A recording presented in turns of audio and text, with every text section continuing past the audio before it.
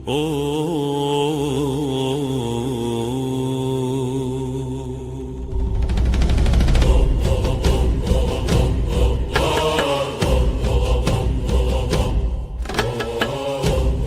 پهلوی وارث تاج ایران، انتظارمون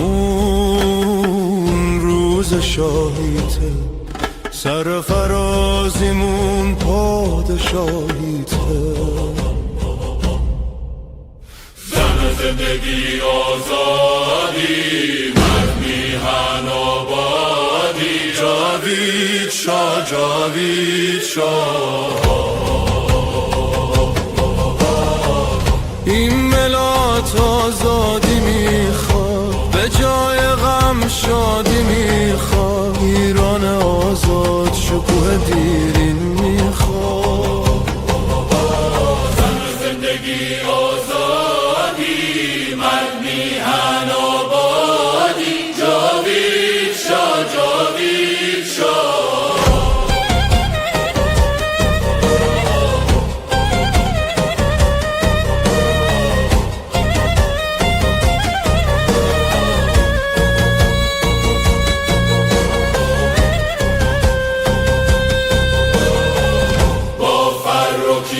مردم ایران بازگشت تو را از خود میخوان، ایران آزاد میشه، شاه برمیگرده، این آخرین نبرده، پهلوی برمیگرده. زن زندگی آزادی، مرد میهن آبادی، جاوید شاه جاوید شاه. این آخرین نبرد، پهلوی برمیگرده. جاوید شاه جاوید شاه،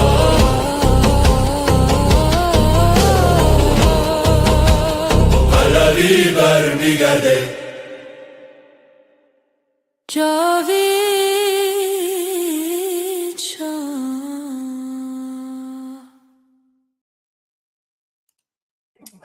Hello. So, a while back, I bumped into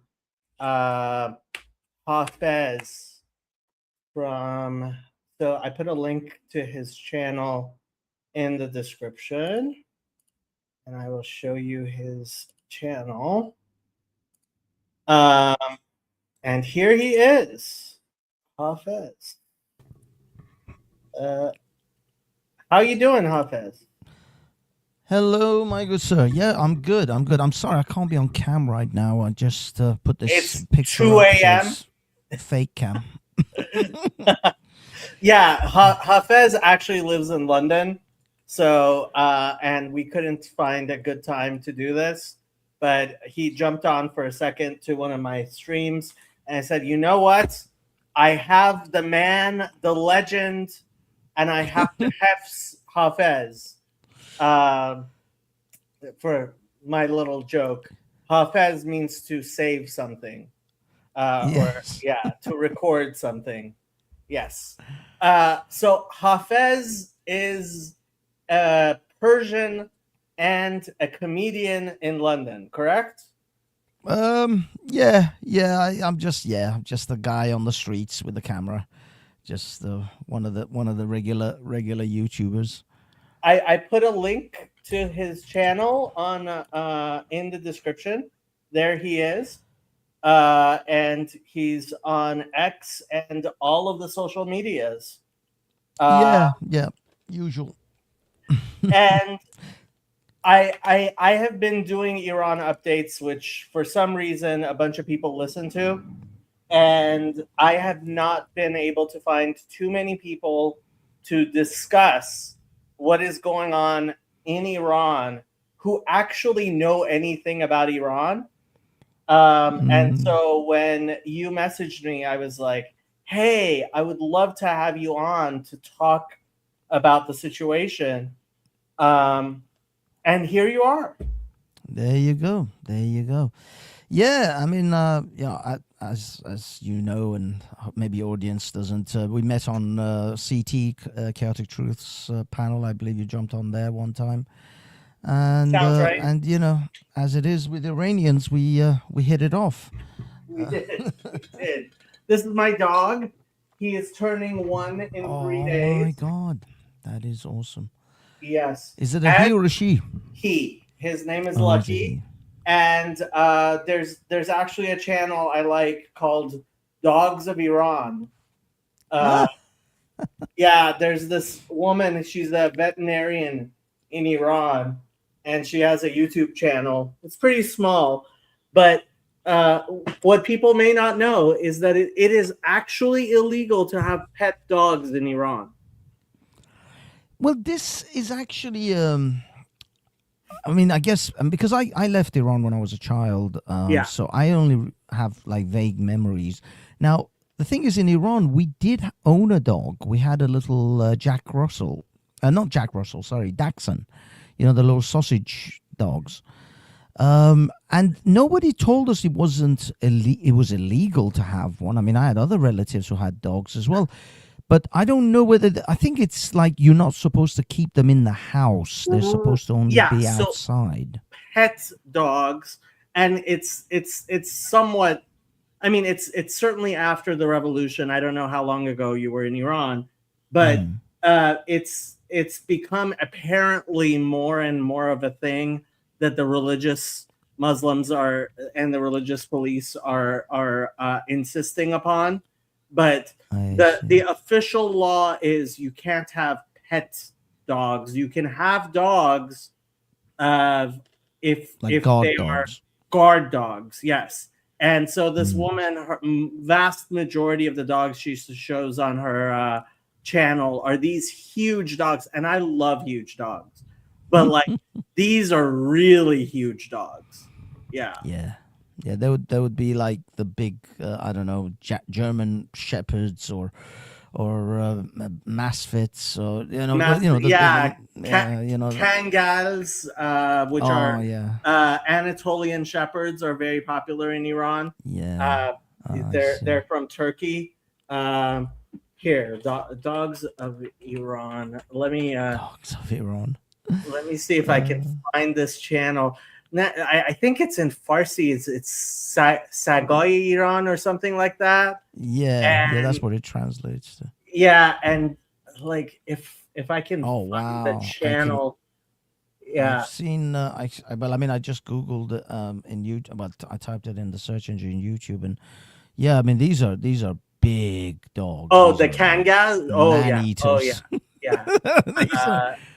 Yeah, these are huge dogs. Christ.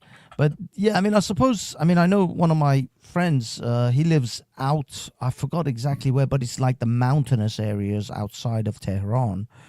Miles out in the middle of nowhere, as the Iranians say, dahat.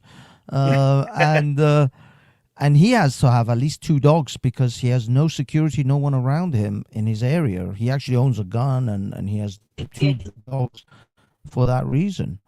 Because I found it. It's Persian Dogs TV. Here, I'll show you. I'll show her to you. And yeah. I mean, you'll also notice she's wearing kind of a sort of head covering because she has to. Yeah.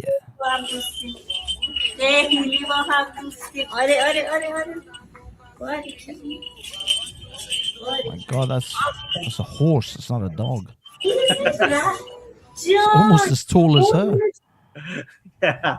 So her channel is Persian Dogs TV. So yeah, it's one of my favorite channels. And here she's showing the little tula sags. Oh, the baby. Tula sag. It's literally a tula sag. It is. I mean, the thing is, I don't know for the English audience, if you guys don't know Iranian lingo, tula sag is like a little insult that people say to other people, But then, pedar sag, tula sag, calling someone a dog in the Muslim world is considered a bad thing. Yeah, You're like a bad person. yeah. Um, Okay.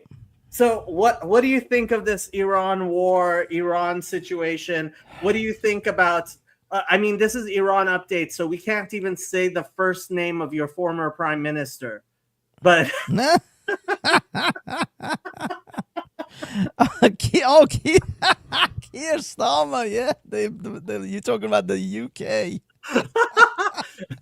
Yeah, Iranians would know exactly what that is. One of my uncles asked me, "What do you think of the prime minister of the UK?" I said, "Esmesh Rushe." Yes, it is. It is, and it's a useless Keir as well. So his first name is actually probably. I don't know if there's a word that's more vulgar in Farsi than his first name. Like, it may be the most vulgar word in Farsi, and it was his first name. Yeah, this is the beauty of English to Persian or Farsi sort of translations. The same as like names in Iranian. We've got Jamshid, and Americans or English people, they just think it's jam shit. It's like your name is Jam Shit. And it's the same like English girl names Anne. Yeah. We've had all this. It actually killed me so I come to the United States when I was 7 years old, and I meet all these girls named Anne, right? And it's like 7-year-old boy, like I'm giggling off my, and then I meet somebody named Anna. So in Farsi, Anne means shit, and the way you turn something into a plural is by adding "a" to the end. Yeah, and lots of shits. Anna. Oh, but this is exactly. I wasn't that far. I was in the same sort of age category. I was 9 when I came to the UK. Mm-hmm. So similar sort of age and experiences. And this is the thing about the Iranian sort of, for me, living in Iran is becoming a bit more of a vaguer and vaguer memory than, because the last time I was there, I was 11, because we came to the United Kingdom. A couple of years later, we went back for like a month. And because my mom had some business and stuff over there that she had to tie up, kind of loose ends, and then came back to Britain and never went back because of the military thing. Because at that time, for me, if I'd stayed in Iran a couple of more years, I would have to join the military. I would not be allowed to leave. Right. So for that reason, and it was the Iran-Iraq war still happening. Right. So for that reason, we never went back. And now it's just, unless we have a regime change and it becomes nice and easy to go back, like I can just go back with my British passport. I don't have an Iranian passport. So if I wanted to make a trip to Iran, I mean, not right now. Right now is crazy, but even last year or year before, it would mean like I'd have to pursue this thing for like a year and a half of getting all the paperwork done. Iranian, because they would accept that you've got a British passport, but they see you as an Iranian. So you have to get the Iranian passport, you have to get an Iranian birth certificate, Iranian identity card, then you have to be exempt from the army. You have to do all of this. You're a draft dodger. Yeah, well, I mean, by my age, technically, I would just qualify as, because I'm older now, so they would just say, fine. Normally, I mean, even now, I'm not sure, but before any kind of wars, they would just say, yeah, fine, we'll just stamp your paperwork. You just have to pay a few £1,000s. But the thing is, all of it was such a massive hassle that every time I even thought about it, I was like, forget that. I'm just going to go to the Bahamas. Christ, with the money I have to spend, I could go to the Caribbean. I could go, to Italy and France and Spain and like all these other wonderful places. Honestly, I mean, I do have family and friends of family who do go back to Iran. I just would never do it because I don't believe it is a civilized nation. I'm sorry. It just like my one of my dad's friends went back to Iran to visit, and everybody told Mm. him everything would be fine and good. And it was until he went to fly out of Iran, and they started harassing him at the airport, and he missed his flight, and he was being interrogated, and he ended up calling a friend of his because he had enough money to have connections, and somebody made a phone call, and he was put on the next flight out. And I heard that a few months after that, the person who made the phone call ended up falling out with the government and being executed. It's, you know, Wow.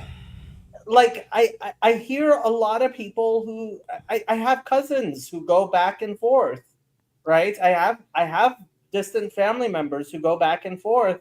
And just this past Thanksgiving, less than a year ago, one of my cousins was saying, "Oh, you exaggerate about Iran so much. You always say these things.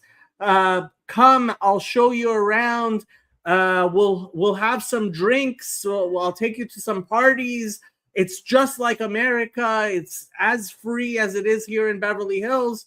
And I was like, "You're crazy." And then the massacres in January, and frankly, I haven't seen him since.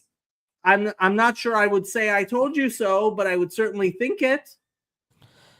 Well, this is the thing. Although you're right, I've got the same situation. I have a lot of friends, relatives.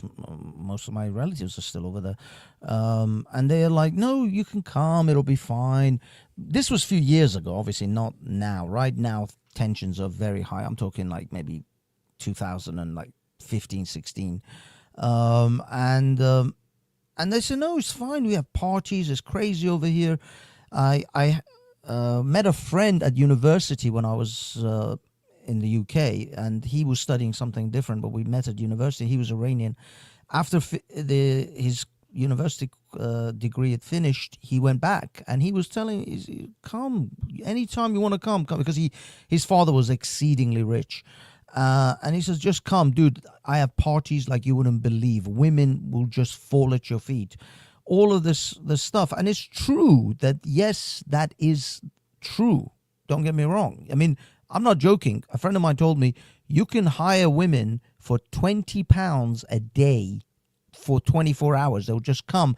Not only they'll have coital relations with you, but they will clean your house and cook for you too. I mean, it's modern day slavery. That's full service there. that's you don't get that kind of service in Republic of Czech. I bet the Thai girls don't give you that level of service. They don't cook and clean. Especially not Gorma Sabzi. Gorma Sabzi, Fesenjun. But yeah, so it's crazy how he says that, like, all of these things happen, and I can believe it because people are poor. I mean, I've heard of ridiculous things like if you buy a girl a ticket to Quiche Island just for a week, like ticket or flight or whatever, they'll have coital relations with you. I don't know what the situation is with you. I'm saying coitus, but you know what I mean. Yeah. So yeah, they'll do all of these. They'll do crazy things for you for very, very low prices, because people are desperate, and women have realized that sex is. I mean, let's be honest, it's the oldest profession. They've been selling it for years, and women know what to do. And in Iran, they have this concept of temporary marriages. So you go to the local mosque, and the imam, if you have a woman who you want to marry from anywhere, I believe the minimum is 1 hour. Yeah. And if you don't know somebody, he'll also be matchmaker, just as long as you pay him enough, and it's perfectly legal. Yeah, it's sire. I mean, in Farsi we call it sire. In the English I believe it's actually the Arabic. They call it muta marriage. But yeah, in Persia, in Iran, sire has been a thing for time immemorial. I always remember, my parents talking about. You see, this is the weird thing. When I was a child, they talked about, such and such went and sired this girl and that girl in Mashhad and in Esfahan and blah blah.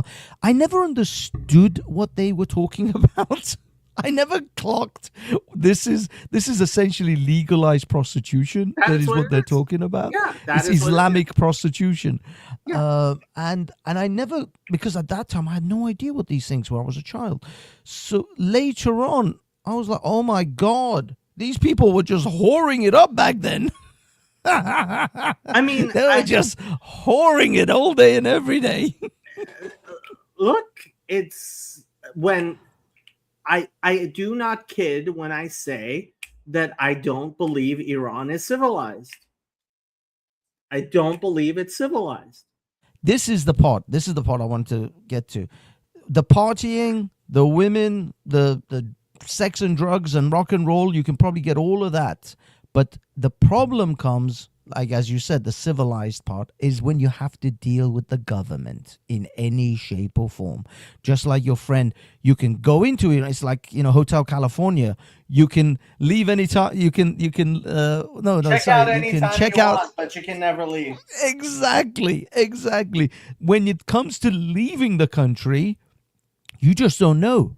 The guy who's, I don't know, searching your bag or just at the passport check, he could just look at you and not like you for whatever reason, and you're screwed. You're stuck in that country for like months.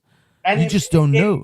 If he thinks you have the money, I mean, I was telling some friends yesterday about Mohammed bin Salman and the little party he had at, I guess it was the Ritz-Carlton in Riyadh for his cousins. And he invited all of them over and got them all rooms. And when they were there, I believe he charged about $1 billion for them to be allowed to leave the hotel. He charged each of them to leave. Yes. All of them were given a haircut. Yes. Oh my God! And I believe at least a few of them ended up giving billions of dollars as ransom to be allowed to leave. Damn. Yep. You see, I think I remember this because there was a thing about how he put a bunch of these, sheikhs and billionaires and millionaires in Saudi Arabia under house arrest. Essentially, he was, he was establishing his authority over them. This was a power move, and he's like, you either are 100% loyal to me, or you will die in this hotel. So the Wikipedia article is the 2017-2019 Saudi Arabian purge. And it was at the Ritz-Carlton in Riyadh. And about 500 people were invited to the Ritz-Carlton. And apparently he seized upwards of $800 billion. Damn. I like the fact that he's a little bit classy as well. Like, he didn't just send out the military to round them up and drag them to some Abu Ghraib style prison. No, he invited them to the Ritz-Carlton, so they all had luxury rooms as their prison cells. Yeah. I mean, they're billionaires. Yeah, they the only prison with room service. That's crazy. But yeah, I mean, the thing is, that part of the world, I'll be perfectly honest with you, that's how things work. You have to rule with an iron fist. You have to, drop the hammer every so often, because if you don't, someone else is going to come and stab you in the back and take your place. I mean, that's literally, it's Game of Thrones. It's straight up Game of Thrones over there. So this is what happened with the Shah. You heard about the cinema fire in 1978, I think it was. Yes, There was yeah. a famous cinema fire where the um, they chained up all the exits and burnt down the cinema because, and it was the Islamists who thought that movies are Western, idolatry, etc., right? Mm. And they burnt down and they killed some, I believe it was 300 to 400 people. I don't know exactly. And they blamed it on the Shah. They blamed it on the Shah, even though it seems pretty clear that it was the Islamists who did it. And then when there were all the protests, the army was ready to crack down the way the Islamic Republic did in January. And the Shah reportedly said, I am not, I am the father of this country. I am not going to kill my children. And he left the country. He left the country. Yes, yeah, I remember that one. And wasn't that the one? Then Mohammed Mossadegh came in, though. Was it No, that Mossadegh one, or was it was, after that one? Mossadegh was earlier. Mossadegh Yeah, was, that was in the 50s. That's what I yeah, mean. Mossadegh. So This was in the 70s. yeah. But then again, And- but then afterward, yeah. but then who took his place after when he left in that gap? When Because he then- left, that was Bakhtiari, I think. Wait a minute. Oh, that's when Bakhtiari became prime minister or president. I think so. Wasn't it Bakhtiari? Let me check. I mean, I know there was at least a prime minister of Iran that was a Bakhtiari, but I don't know whether Shah was in power or not. But I'm not sure. But could it be that it was in '79 when Shah said that and he just left? I when Khomeini came? thought that was it. I mean, Yeah. honestly, I may That's be, what I mean. I'm not sure about the timeline, but I think that's the one you mean. It's actually the last protest before the Islamic regime, and the Shah essentially left. The thing is, now this actually brings us to a good point here. The Shah of Iran, as I said, the way that Middle East, that part of the world has to work. This is why Americans always get it wrong with the Middle East. They think they can just bring democracy. This is why they got it wrong with Iraq. They got it wrong with Afghanistan. They think if they just bring in this thing of, oh, look, you guys can vote every 4 years and you have a constitution, suddenly McDonald's and Starbucks are just going to pop up on every corner, and the women rip off their burqas and they all run around in bikinis, and it's all Disneyland. And they don't understand the Middle East, or at least from the impression that I get, because see, there's two aspects of this. There's a conspiracy side to it, and then there's what we can see. What I see, how America and the foreign, Europeans behave towards the Middle Easterners, is they think that they can just overthrow their government, write up a little constitution, and then they'll all start voting, and then it'll be happy days.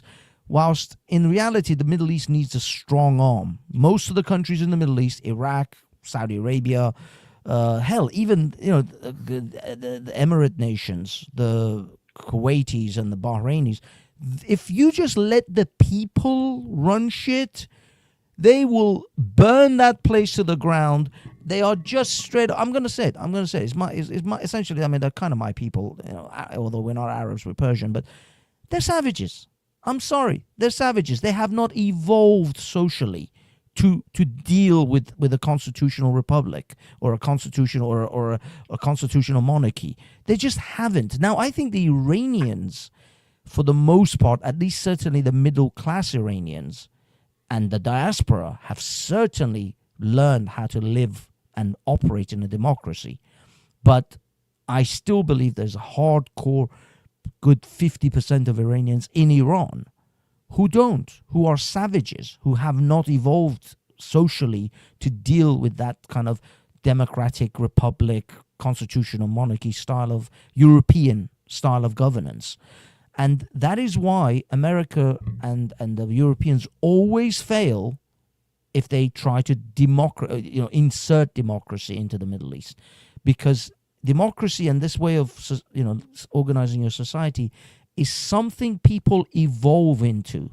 They don't just get it imposed on them. The Europeans, look at European history. You just have to go back like 100 years. These people were eating each other. They were absolute savages. They were slaughtering each other with the Napoleonic Wars, then World War One and Two, and all the wars prior to World War Two. World War Two onwards was really when the Europeans started to organize and settle down a bit. And that's what, 80 years ago? These guys haven't been like civilized for as long as people think they have. They've been slaughtering each other for many, many years. But it took them World War II. It took them almost to the brink of extinction, almost to the brink of destroying their entire continent, for them to realize, okay, we can't mess around anymore.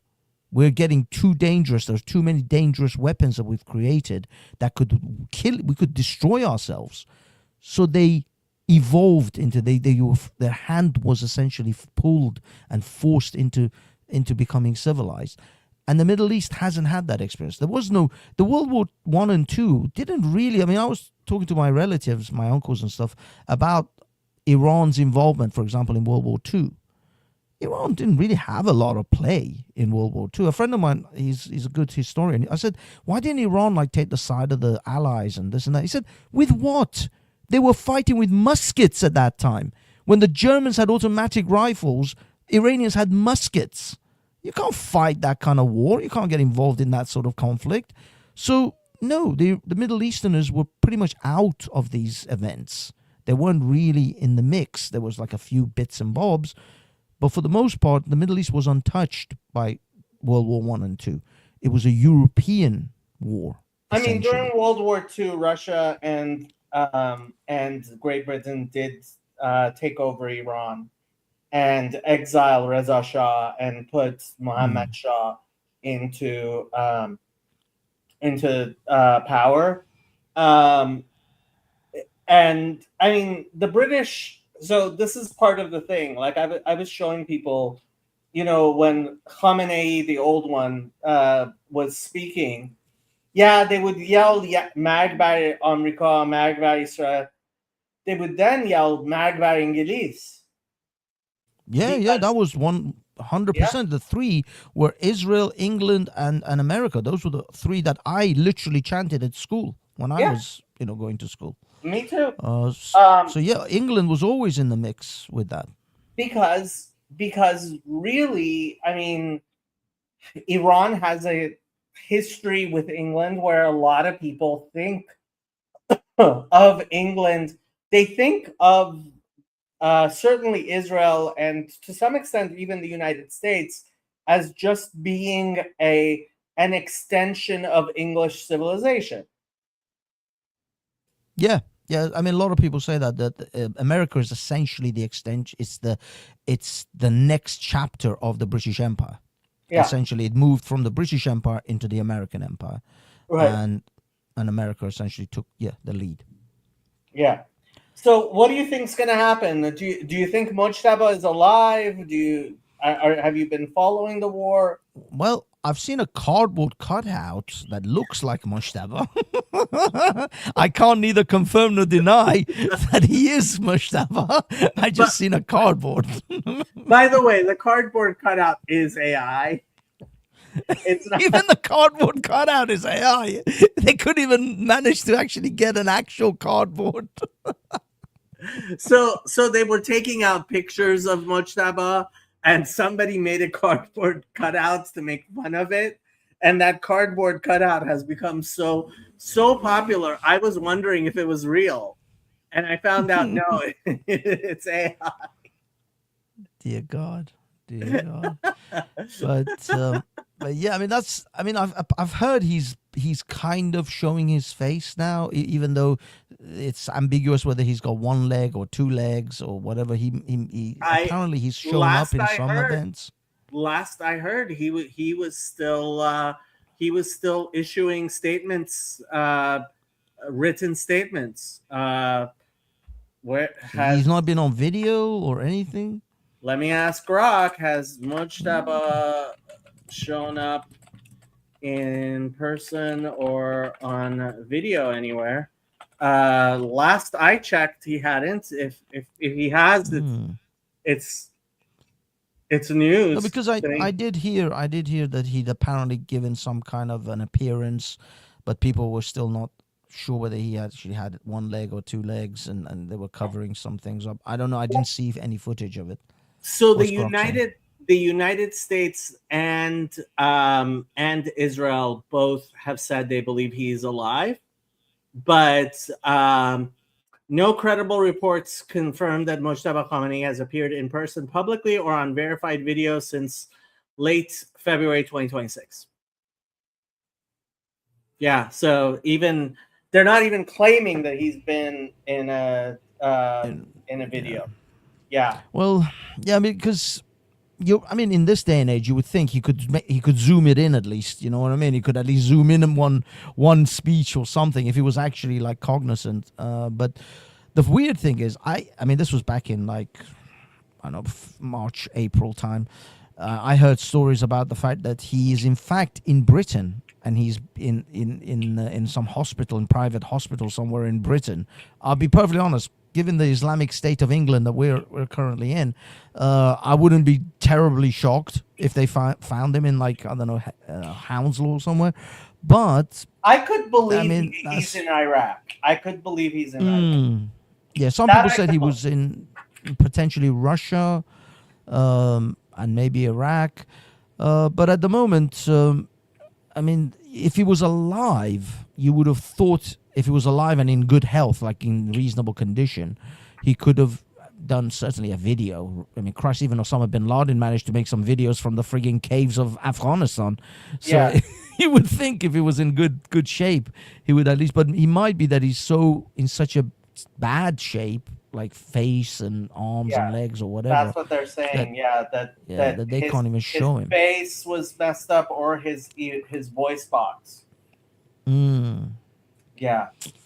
So yeah, I mean, to be honest, it's neither here or there whether he's alive or dead. It doesn't. I mean, it's been proven, or at least this war has shown, that these quote unquote supreme leaders are not the ones who are really running the show anyway. I mean, they took out Khamenei and nothing changed in Iran. The IRGC didn't even, skip a beat.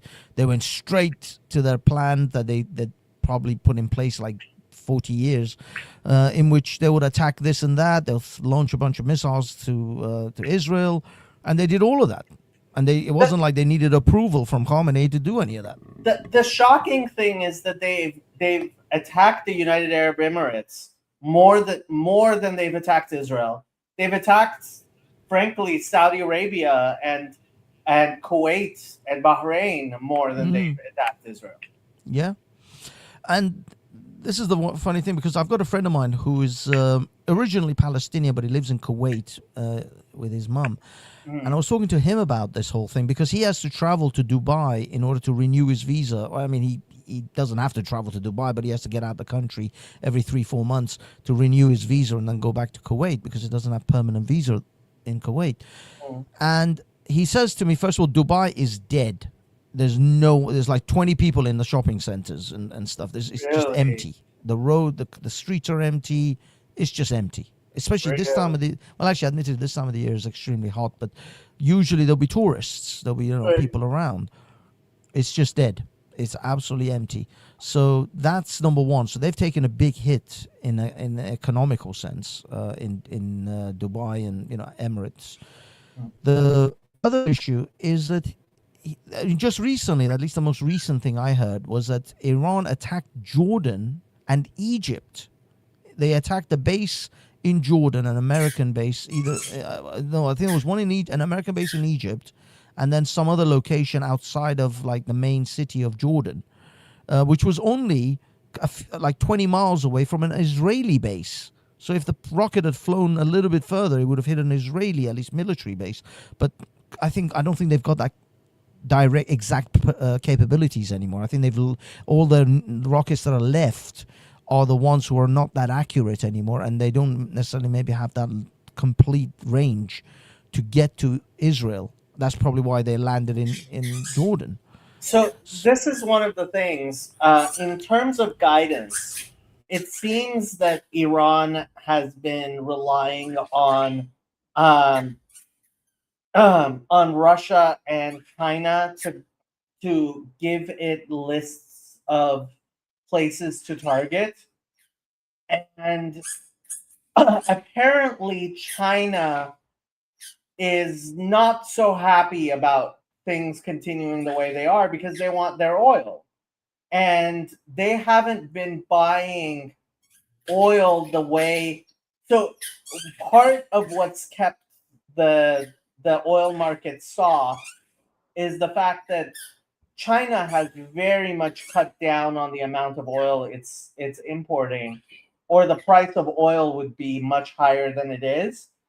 And to some extent, that seems like it's causing problems because the people in Iran, especially the RGC, are saying China's not supporting us. And to some degree, China's not supporting them as much as they thought they would, which was surprised me.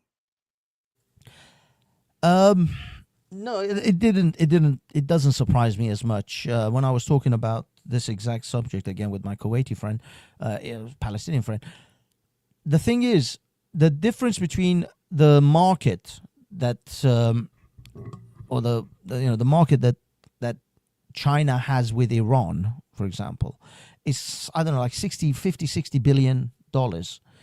The market that they have with, or the deals that they have with America is something like $800 billion a year. There's no way China is going to drop America or have any kind of, develop some kind of an antagonistic relations with America, especially with Trump, who's already antagonistic towards China, and take Iran's side in an overtly open way. I mean, I'm not saying that they're not supporting them, behind the curtains and under the table. They're probably dealing with them and they're trying to give them some sort of support, but openly they're not gonna, because Iran is just not worth it. No matter how much, even if Iran wins this, even if the IRGC win this conflict with America, and America just retreats and pulls out and goes back, they would have soured their relations with America and would have soured, they would have put a dent in that $700-800 billion a year that they make from America. For what? For Iran's $50-60 billion that they get out of trade and oil and whatever. That's just not. It's not even remotely worth it for China. So no, I'm not shocked at all that China doesn't want to openly support Iran. It's just that maybe the Iranians expected that the Chinese would give them much more logistical and technological help, even under the table, even behind closed doors. Well, I think But a it lot looks of like they're not. I think a lot of the targeting data did come either from Russia or China, because I don't know how Iran would have that much intelligence. It's not like they have so many satellites. I don't know if they have any satellites in space. Yeah, no, I don't. I'll be shocked if Iran actually has any kind of satellite in space. Which, by the way, America would have taken out anyway if they did. So they've got plenty of. Well, I'm sure there's gear been in an space. international agreement that countries don't take. That would be a big bright line, that countries don't take out each other's satellites in space. Let me see if Iran has. The Iranian researchers are the main organizations. They spend like $4 billion on their. Yeah, apparently they have done some satellite launches. I don't know if they currently.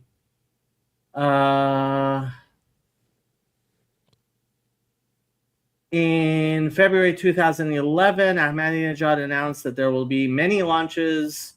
I mean, they have done some launches apparently, but it's just been animals and stuff. I don't think they've done manned launches. They don't have the capable, because this is the thing. If they had the capability of actually sending a rocket into low orbit space, then it would show that they have intercontinental missiles, essentially.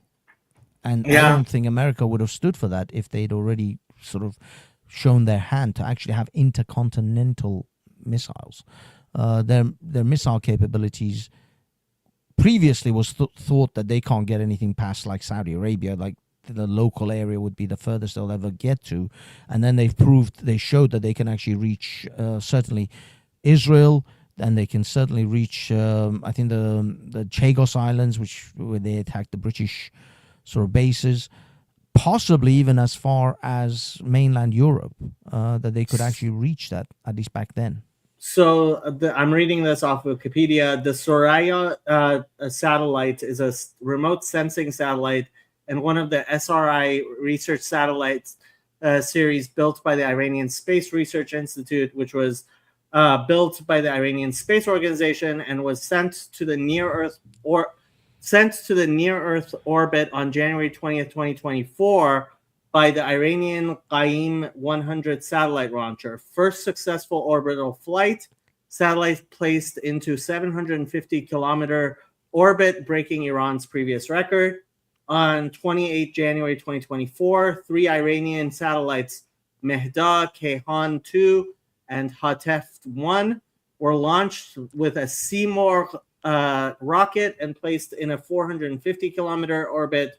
This was the first time that an Iranian satellite carrier carried more than one satellite and successfully put it into orbit. So they do have a program.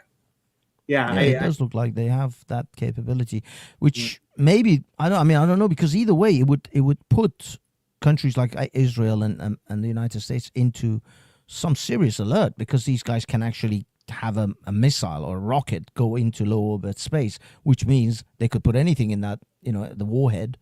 Well, that is the question. Yeah. I mean, I don't know if Iran is crazy enough to try to launch a nuclear weapon in space. Because frankly, that's a very dangerous proposition.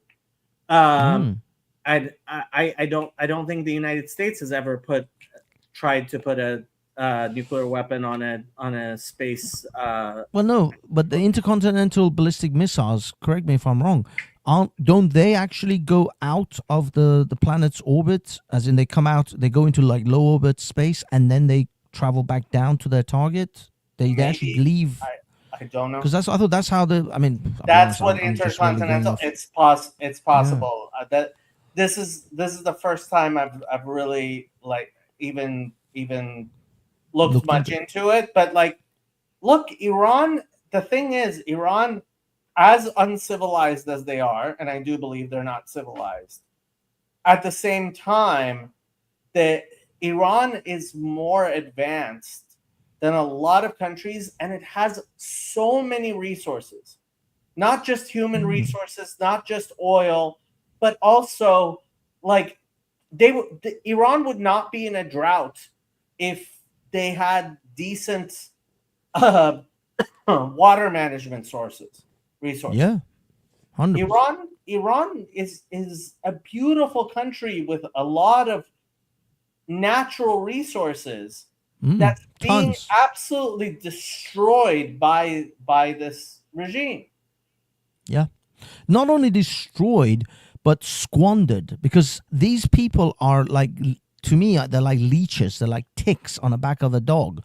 They are sucking the lifeblood out of that nation and are just exporting it to their relatives, which they've sent out to Canada and other places in the world, where they're just funneling the money that they've essentially embezzled out of Iran into these places, and they're using their relatives in order to money launder for them.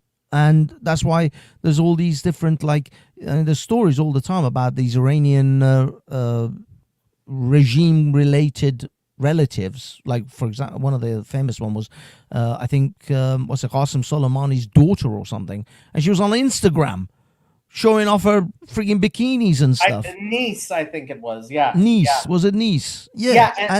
Yeah. When Marco Rubio, our Secretary of State, started deporting these people, and he has deported a few of them, I was up in. Yeah, I mean, the thing is, it's so obvious what these people are doing, and it is. I mean, it's in Britain we have an expression. You're pissing on my head, and you're telling me it's raining. They're not even telling you it's raining. They're just saying I'm pissing on your head. Just take it, bitch. I'm just gonna piss on your head, and you're just gonna take it because there's nothing you can do about it. What are you gonna do? Well, this is what the Iranian. The problem is, I think the Westerners. I don't know. Maybe they're not. I mean, I don't expect an English person or a non-Iranian American to even give a shit about really what's going on a day-to-day basis with Iranians. But when we, as a diaspora, say, "Look, I know it sounds crazy, but we want you to bomb Iran. We want you to get rid of these bastards," is because we see these things. We see how much they're just these leeches are sucking away at the life, at the soul of Iran. And I'll be honest, my mum was crying the other day because she feels utterly hopeless when we see the news reports. And she's like, why don't they just go? Just go. We don't even want the money you've embezzled. Just take the money and just leave. We're happy to you as long as you just go away, because we just don't want this anymore. We don't want this for our country because we know our history. We know what country we have. We know what greatness it's in Iran. And these bastards are just, it's like a disease. They're like a virus. They're killing Iran. They're sucking away and just killing Iran. It is a parasite. That is the Islamic Republic is the parasite. And this is what really hurts all of Iranians who have been there or who are there now, and those in the diaspora. We just want them out because we know we can do better. Now, don't get me wrong, like you said, I accept a certain level of backwardness that we still have, and I think with the help of the people from the diaspora and the middle class and the educated in Iran, and there's plenty of educated people in Iran, I don't deny that, I think we can bring the rest of the Iranians with us. Maybe they have to be kicking and screaming. Maybe they don't want to, but we can drag them into the 21st century. Like that, I say that because I don't think somewhere like Afghanistan, they could do that. They had 20 years of American occupation and they just went right back to Taliban. Like nothing, like they went back to 1995, like as if nothing had happened between 2000 and 2020, in Afghanistan. They just went right back to that savage way of life. And the women were like, yeah, but we can't go to, it's like, what are you going to do? What are you going to do? Your men are not willing to pick up a rifle and fight for you. This is, don't get me started on feminism, but the fact is that the women of Afghanistan and all women in the world really know if your men don't pick up a rifle, don't pick up a sword and fight for you, you have no rights. You have no, these are all fictional shit. The only thing that stands between you and your rights and a Taliban is another man, another Afghan with a rifle or with a sword that says, no, I want my women to live this way. And if your men don't fight for you, then that's it. And I think the Iranians are there. I think out of all of the Middle East, the Iranians are ready for it. They would be able to carry this if they were given an opportunity. But I fear that there is still that initial stage. This actually brings me to Reza Shah Pahlavi, the son, the prince. A lot of people that I've seen. Do you know a guy called Patrick Bet David? He's in the United States. Yes, I was about to bring him up. Okay. Yeah. He interviewed Reza Shah several times. son. Yeah, several times. And he did say, and he got a lot of shit for it from the Iranians, he doesn't feel the Pahlavi's son, the Reza Shah Pahlavi, the prince, he's capable of taking the lead. He says he doesn't want it enough. Yeah, and frankly, well, it's not that he doesn't want it enough. He's also not brutal enough. He doesn't have the spine to do the things that needs to be done. He doesn't have that his grandfather's sort of balls to drop the hammer if it needs to be dropped. And he's I believe that. He's much more his father than he is his grandfather. Exactly. Yeah. And the problem is, I think for those early years, especially the first 5 years, 10 years of Iran, they need his grandfather rather than him. You need the Reza Shah, the grandfather, to say, shut your mouth, sit down, and I'm gonna do this shit, and I'm gonna fix your stupid country, whether you like it or not. And then once we've done the work, once we've brought you all along, and once we've educated you idiots, then you can actually have your country and have a democracy and have a constitutional monarchy, republic, whatever the hell you want. But the fact is that some of the people, the large groups in Iran, need to have that sort of strong arm, because the Baluch, the Kurds, I've seen a map. I'll send it to you actually on X. I saw a guy on TikTok with a map of Iran and the Kurdistan carved into Iran. That this is the section we want as Kurdistan. I'm thinking, you can go fuck yourself. Are you kidding me? You want to carve out it? You can fuck right off with that shit. You're not carving shit. This is Iran, you bastards. But no, that's what I'm saying. These people are in the shadows. The Mujahideen of Kelp are ready to make their moves. The Kurds want their peace. The Lors want their peace. The Azaris want their peace. The Baluch want their peace. Everybody wants a piece of Iran. Everybody wants to take a piece of that cake. And my fear is, if all said and done, at the end, if you don't have a strong enough leader who drops the hammer when it needs to, these people are going to fracture Iran into a million pieces. It'll become like the Soviet Union. This is one of the things that the regime keeps on saying to their detractors. They say, what's your option? You don't have a better option. And that's their strongest argument. And until people started chanting Javid Shah, it was the first time when I saw the protests, and people were saying, "In akharin nabarde Pahlavi barmigarde," and Javid Shah, right? That was the first time I was like, "Oh, this could happen." And then they shut down the internet and they slaughtered tens of thousands of people. Yeah, and this is again, this is why people I don't know if you know a guy called Piers Morgan. I follow his interviews. I hate the man, but he does great interviews with because he has access to a lot of people. He certainly does interesting ones, yeah. Yeah, and also he has, as I say, he has the clout to get certain people to interview or on a panel to discuss things, which other people can't because they won't. These guys may not do their shows.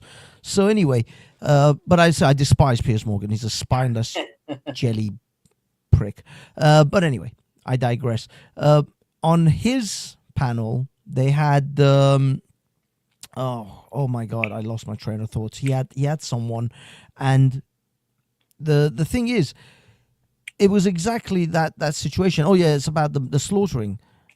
He keeps saying, how is it that the people of Iran haven't risen up, as Trump said that they're going to rise up and take the country? It's like, dude, if you have 30,000-40,000 of your people, your children, not your just people, these weren't 35-year-old 40-year-old grown up people, these were 18-year-olds 17-year-olds. I've seen pictures of 10-year-olds 5-year-olds who were shot in the streets of Iran by the IRGC.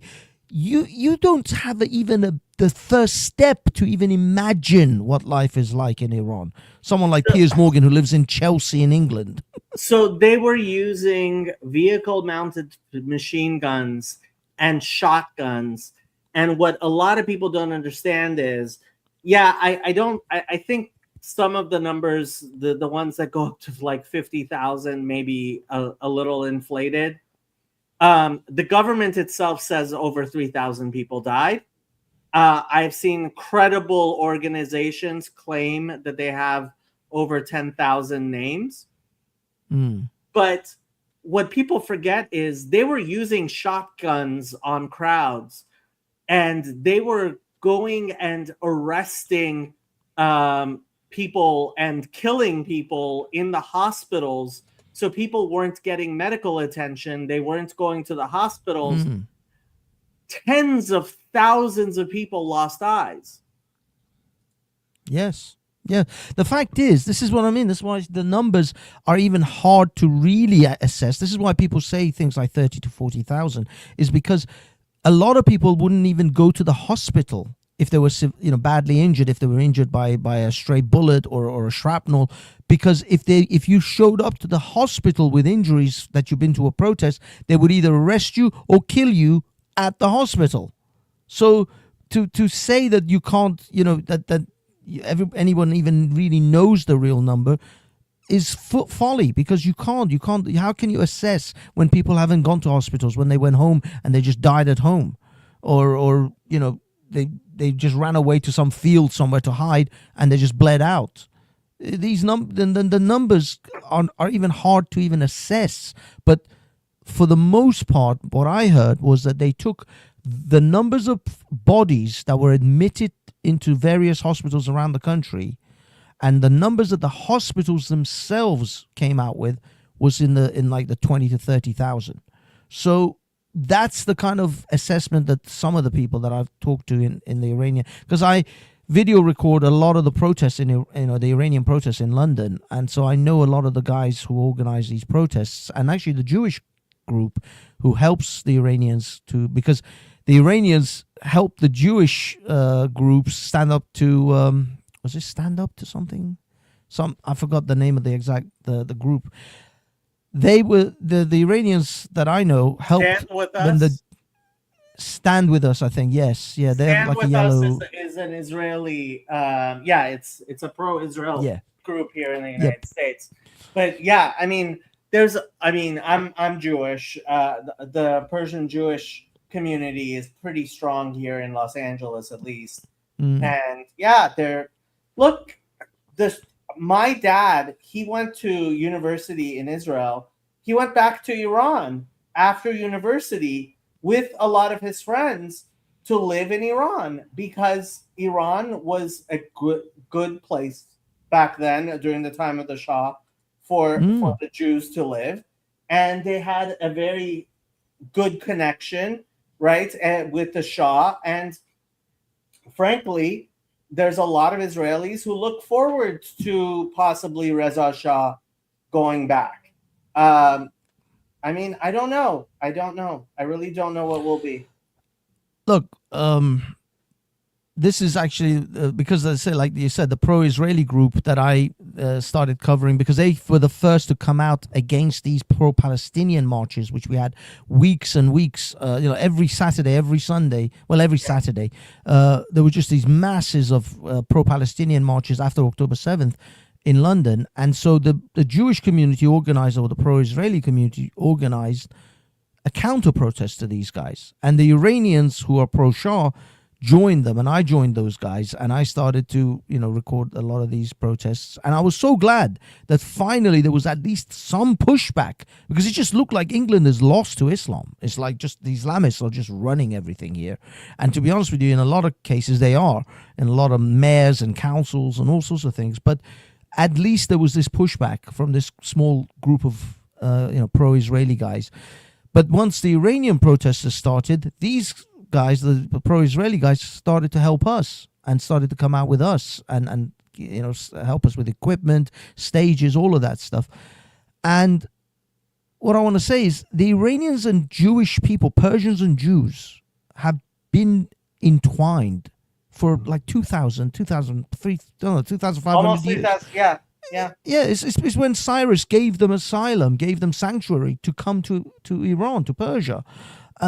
So Jews and Iranians, I don't know, I can't speak to the Arabs. I know there was a lot of Jews in Arabia during Muhammad's time, and there's none now.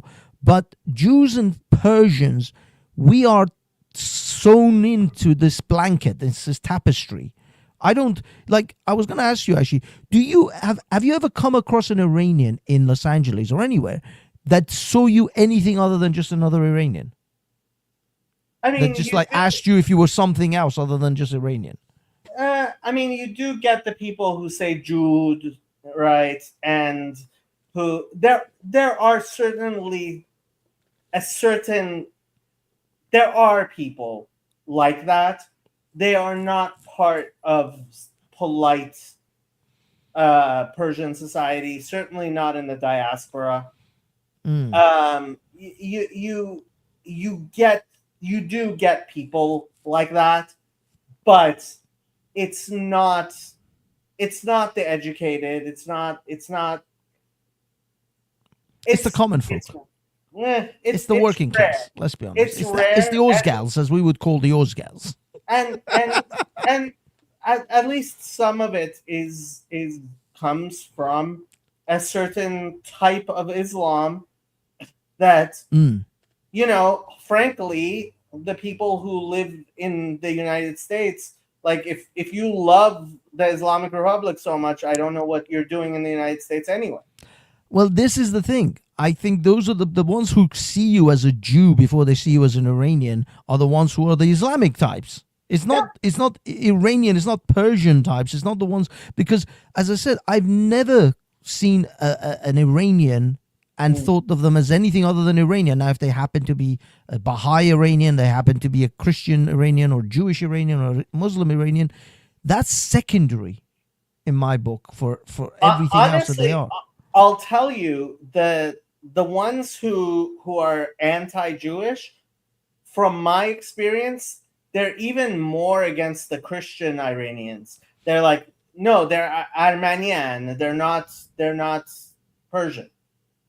Yeah, that's what I mean. They're not. They're actually the Islamist types, and I think that comes from the indoctrination within the Islamic world, because Islam has been vehemently anti-Jewish and anti-Christian, almost from get-go.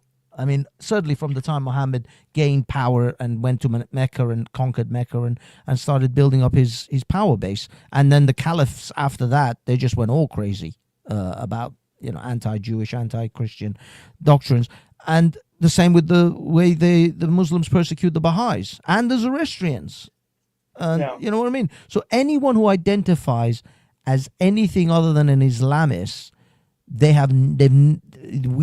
Persian-wise, we accept the Jews are part of Iran's society. The Jewish community is Iranian community, is Iranian society. It's not like there's the Iranians and then there's Jews. There's never been a distinction. For a very long time. We have been exactly. For a very this long what I mean. time. This goes thousands of years. This isn't something that just happened in the last couple of 100 years. This is a thousands of years old tradition. So for me, anyone who kind of wants to somehow put a division there or pretends that we're the same as Arabs. In fact, Iranians are far more anti-Arab than they are anti-Jewish. Yeah. I mean, calling somebody an Arab in Iran can be a real... Yeah, it's far worse than calling them a Jew. You can be a Jew and you're better than if you were an Arab.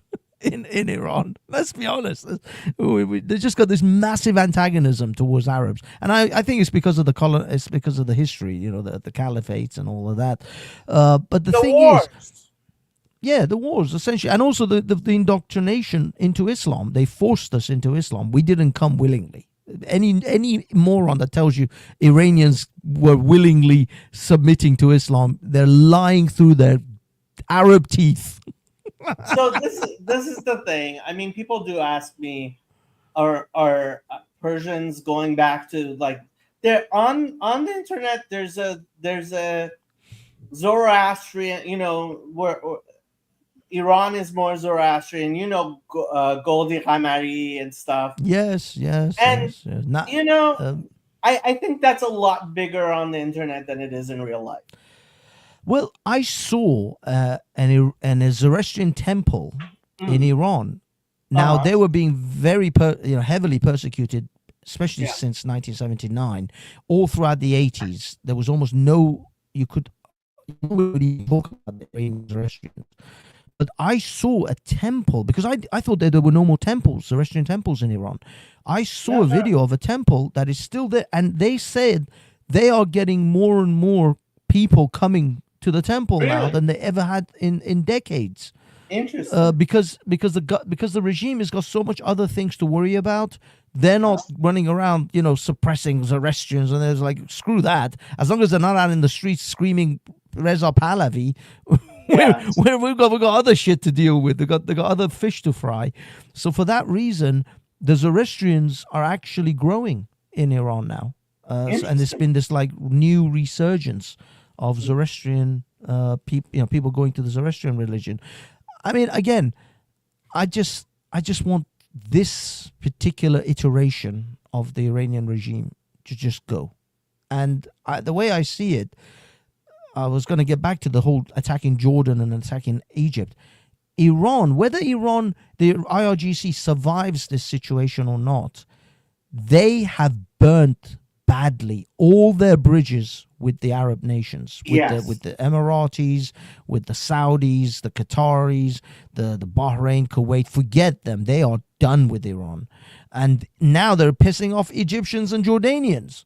So these guys are in the shit, even if they survive this period of attack with America. That I have been saying a lot. In the desert, revenge is served cold, and Saudi Arabia does not forget. Jordan does not forget. These are the Emiratis are not going to forget. And frankly, I think Iraq and Kuwait are thinking, "Oh, you plan on keeping the Strait of Hormuz, do you?"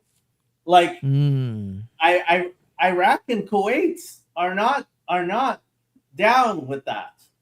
Exactly, because they can't.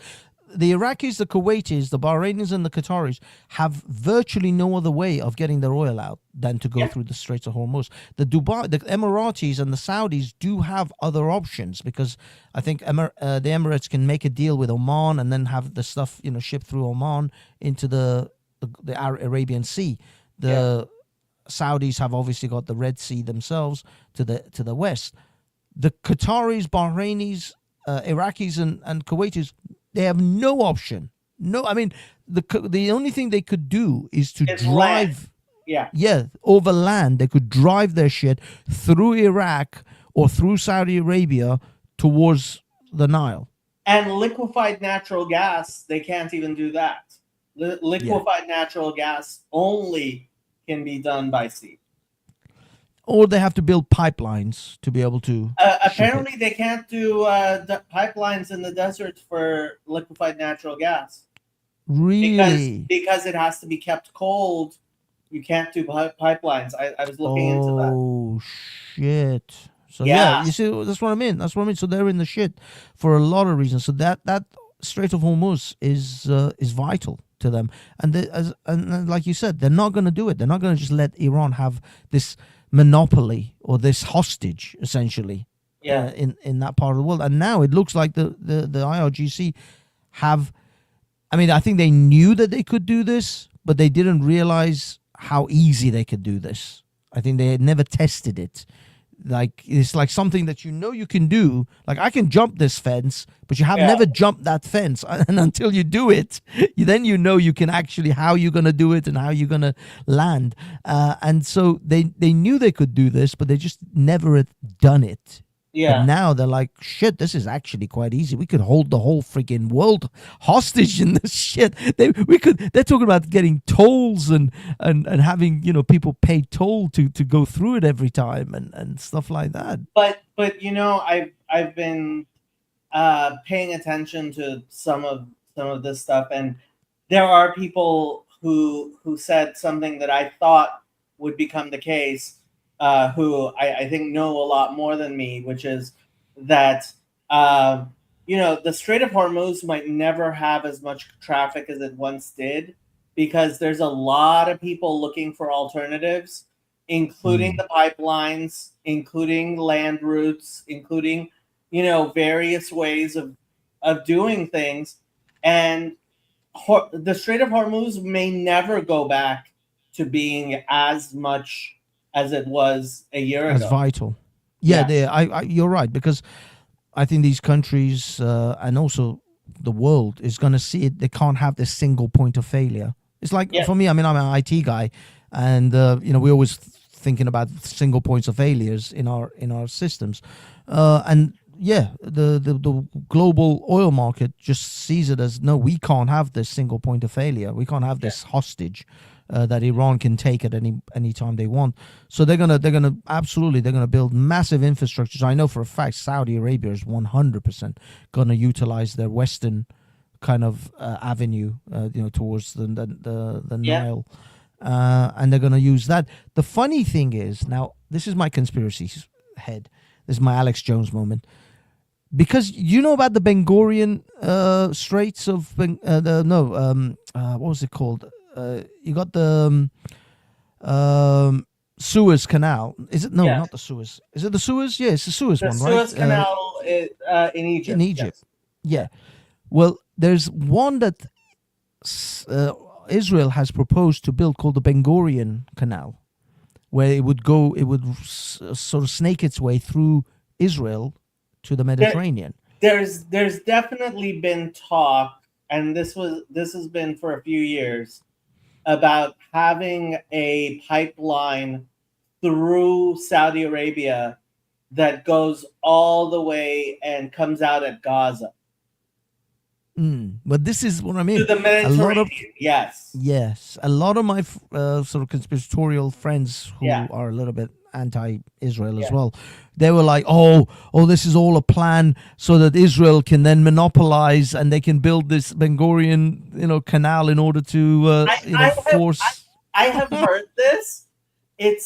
Look, the fact is that I don't think it's going to be called Ben Gurion anything, but the fact is that pipeline is very likely to be built, but it won't be a single point.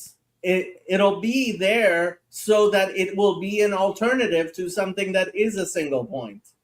So Yes. it's like, Essentially competition for the Suez Canal. yeah, Because Egypt yeah. is milking it. Egypt is absolutely loving that. They're Yeah. absolutely milking that yeah. Suez Canal. So it will be an alternative to the Suez Canal and an Yeah. alternative to the Strait of Hormuz as well. Yeah. So India and Saudi Arabia and Israel, they actually announced this like 5 years ago that they were considering it. And yeah, it would come to the Mediterranean at Gaza. Yeah. Well, this is why I'm saying about a lot of the conspiracy guys online were saying they want Gaza, Israel wants Gaza because of this. And so they're like connecting, like, those crazy people with strings on pins on a wall, Yeah. and they're like they're But connecting all that. You can do it a little north of Gaza as well. Like there's That's true. like, Israel has a whole coastline. Yeah, that's what I mean. It's like when I looked at it, I'm like, yeah, but they don't actually have to go through Gaza. They can actually just Yeah. go a little bit further north, and Israel themselves have access to the Yeah, Mediterranean. the whole point of going through Gaza was so that it would be an Arab thing and it wouldn't be an Israeli thing. That's why it was- yeah. I So see. so So it was that actually to sort of include the Gazans in Yeah. this deal, so they can get a little slice of that pie. exactly. But now, if they're gonna be dicks about it, they'll just build it around them and like, screw you then. If you want to be dicks about it, we were gonna cut you in, but now you don't want to get. that was basically, yes. That's basically Yeah. the point. Yes. I get it. Yeah, no, Yeah. it makes sense. It's like, look, we're trying to be nice. We're trying to cut you in on this project, which would actually probably make millions and billions for all of us. But Yeah, you guys want to be dicks and fly little friggin' parachutes into and kill us. So screw you. we just go around you. We don't actually need to go through you.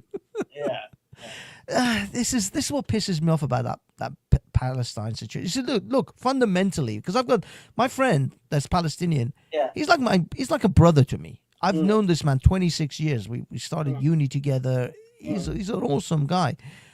And my liberal side of me was always on the Palestinian side, for the Palestinian cause. Like, let them have autonomy, let them have a country of their own, that Braveheart shit. Yeah. But when they act like this, I'm like, guys, you're fundamentally assholes. I can't, you make it hard to like you. you're such dicks that I can't. You make it exceedingly difficult to want to like you because you're just assholes about things. Why don't you just get on with people and quit being a dick about it? And your lives would be so much better. I mean, look, if I were to give a message to the Palestinians, like, look, you live literally next door to some of the most high IQ, well-educated people on the planet. These people know how to build shit and how to educate their kids. If you send your kids to their kids' schools and let them teach your children what they teach theirs, your children would be the masters of economy. They would be they would have Fortune 500 companies. They would literally run the world with the Jews. So what a lot of people don't realize is after October 7th, so about 20% of the Israeli population is Muslim. Okay? Yeah. So about 20% of Israelis citizens are Muslim. We're not talking about people in the territories, etc. We're talking about no, full on Tel Aviv, Muslims essentially. Yeah. And a lot of them got very pissed after October 7th. And a lot of them became much more aligned with Israel. We're not Palestinians, we're Israeli Arabs, we're Israeli Muslims. This is not our society. This is not how we want to live or act or do things, because this is part of Hamas. Like, they attacked a lot of the people that they attacked were the people who were the closest and nicest to the Muslims, right? Yes. And they were the hippies. They were the leftist Jews in these what would they call them? Kibbutzim. Kibbutzes, yes. Yeah, these were the lefty people who they're literally the ones who would probably go out and start protesting free Palestine. Literally the type of people that I would see in London marching for Palestine. One of the women who was murdered, one of the guys who was murdered was somebody who was an academic who was very, very pro-Palestine and pro-Palestinian. And one of the women who was murdered, every week she would go into Gaza, pick up children who needed a dialysis, and drive them into Israel to get dialysis and back. You see what I mean? This is what I'm saying. They're dicks. You make it so hard to want to like you. This is my whole thing. It's like you make it so friggin' hard to support your stupid cause because you're assholes about this. I mean, look, again, I've seen, because, I've seen so much just since October 7th. I saw the October 7th videos, and then I saw the bombing videos in Gaza, and I've seen so many little girls and boys just dead. It's disturbed me. I'll be honest. I had to like cut it off for a while because it really mentally was affecting me. And I'm like, I know you guys are suffering. I can see it. I can see your children dying. I don't want to see any father carry their 2-3-year-old daughter on their arms just dead, or their son in their arms. Yeah. No one wants that. But your own people are dicks. I'm sorry, your leaders are assholes. They sit in Qatar and literally they were broadcasting from Qatar on Al Jazeera whilst your children were dying. Yeah. Those assholes weren't there. Look, October 8th, anybody can go back on my channel. October 7th and October 8th, right after October 7th, on October 8th, I had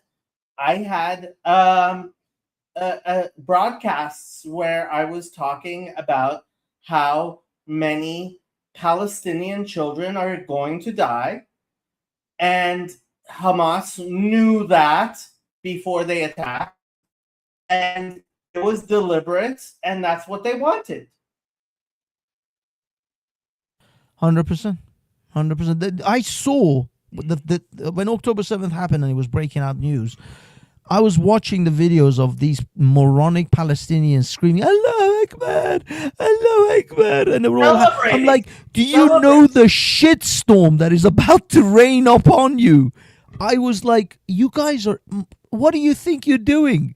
You're celebrating. You have no idea what you've just fucking unleashed. The grenade pin that you just pulled. You are idiots. Yeah, no. Morons. Anybody who was celebrating October 7th obviously doesn't give a shit about Palestinian children. 100%. Of course they don't, because they were in Qatar. I saw these assholes on Al Jazeera literally 2 days after October 7th. Have you seen the reports about Mandani's wife in New York and her social media that was celebrating October 7th? No, I didn't see that. I can imagine. Yeah, it would be, but I didn't see that exactly. Yeah, but what I mean they is, were celebrating. They were celebrating, and it's like, at least have some compassion, right? Even if you actually believe that resistance and Gaza was an open air prison, which it wasn't, right? Let's say you believed it was horrible enough that they should have done those things. At least have enough compassion to care. Hey, maybe we should, when Israel is attacking Gaza, maybe we should allow the refugees to leave Gaza, like we do any other war-torn place. Maybe let the women and children leave Gaza. yeah. Nobody was saying, "Hey, Egypt, why don't you open the borders and let people leave Gaza?" Exactly what I was about to say. How is it that the Egyptians sat there? In fact, they extended their wall, by the way. They increased it and increased the guards on that wall to make sure not a single Palestinian will ever leave Gaza and come to Egypt. They could have accommodated tens of thousands of Gazans, if not hundreds of thousands of Gazans. They could have, but they didn't, and they didn't want to. Yeah. No, they of course they didn't. Because this is what I mean. This is it's so obvious to anyone with like just like the IQ of a boiled potato. The Egyptians, the Jordanians, the Arabs, you Palestinians are cannon fodder for their geopolitical games. Exactly. They don't give two shits about your lives. Exactly. You are nothing but pawns in their geopolitical game. That's why they won't let a single one of you into Jordan. That's why they won't let a single one of you into Egypt, because they know that the minute you guys leave, then you are no longer Israel's problem, and they can't use you as cannon fodder to kill you, to force the Israelis to bomb you and kill you, and then they can go, look, Israel, look how terrible Israel is, they're killing all these Palestinians. You could have saved them. You had 1,000 opportunities to save them. If no one gives a shit. If you actually give a shit about children in the West Bank and Gaza, please tell me, do you want them living under Hamas or do you want them living under Israeli occupation? Exactly. I mean, it's just like, like you said, Mamdani's wife that was celebrating October 7th. Yeah. Did that woman even think 2 seconds of what is going to happen in October 10? Like, literally all you have to do is, okay, we did this stupid shit.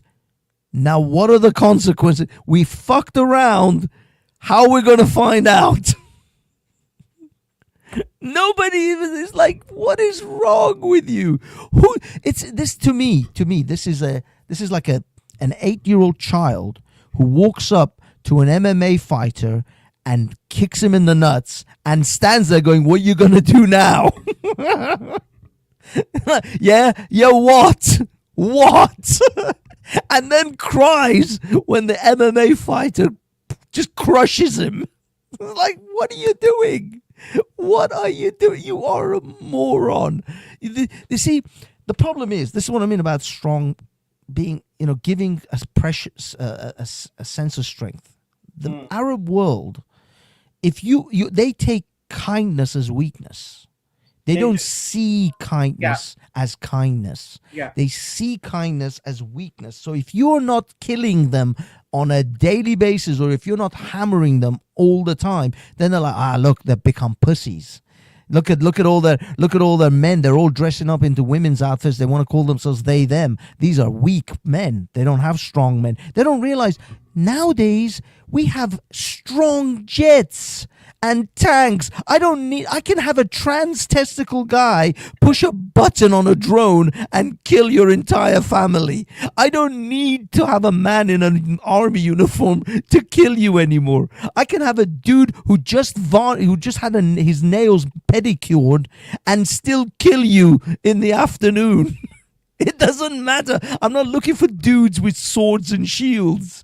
I'm looking for a dude who can hack, the control of an Xbox controller, because they can drone your ass from 1,000 miles away. Look, and these people, and I have to say, Osama bin Laden was very clearly one of them. They thought you can just push the United States around, and at some point you can't. And the same thing is happening in Israel. They think they can push the Israelis around. And at some point, the Israelis are just going to say, F you. That's what Ben Gavir and Smotrich are about. They're like, F you. I'm done with this shit. Exactly. And this is where Piers Morgan constantly, he's like, oh, I can't believe Ben Gavir and Smotrich saying these terrible. It's like, asshole. If they came into your house and raped your wife and killed your kids, do you know what I would do to those people? Killing them would be the least of their worries. If I catch them alive, I would do ungodly shit to them. Things that would make Beelzebub fucking flinch. You must be kidding me if you think I'm just gonna let it fucking go. Well, they expect Jews to be weak. And there's a lot of people who are like, and look, when it comes down to it, like I am a religious Jew. I do believe that we have to leave vengeance to God, etc., right? But I have a lot of family members who are like, "F that." We're done with being the Jews who leave vengeance to God. Dude, I'm an atheist. I have no limits to the most horrific shit that I would bestow upon a human being that would murder my child and kidnap my wife. I have no limit. I don't give a shit. I think Israel is magnanimous in the shit that they pull. They think this is what I mean. These morons who think, oh, look, they destroyed all the houses. There's like 2 million people that live in Gaza. They killed 70,000 people after bombing the shit out of all those houses. You know how fucking accurate you have to be to avoid 2 million people and destroy a shitload of apartment buildings? I mean, look how many people Iran killed in 2 days of their own exactly people, of their own people. But this is the thing. I'll be honest. People should be more disgusted and more impressed with the fact that Israel managed to destroy that many buildings and only kill 70,000 people. That in itself is a feat, but they don't look at it that way. They're like, oh, look at all the houses they destroyed. Dude, I would have fucking made that place into a sandbox. It would look like something from The Walking Dead. You know those zombie movies where a guy walks into a city and there's not a single soul? That's what would Gaza be if they left it up to me. You are so lucky. Better people are in charge. I remember October 7th as when I heard the news. I went to synagogue, and there were other people who had seen the videos coming out, which Hamas themselves were broadcasting, right? Yes, these were all Hamas GoPros. If you haven't seen the video of Shani Luke, maybe it's better that you don't. But I saw that video, and there was a very good friend of mine who said, "I want to walk in a river of blood in Gaza," and he was just so angry. And it's like, religiously, yes, I can say religiously, no, we should not do that. But guess what? There's a lot of people who are not going to be like bound by the religious things than I am. And if you don't understand that, like, I don't know what to tell you. The thing is, because again, I know I said some inflammatory things, and I think there's a gentleman in the chat, which I don't know about you, but I'll be more than happy, Jacob, if you wanted to come up and respond. But the fact is, he wants to make a response video, and I'll be happy to see your response video if you tell me your channel.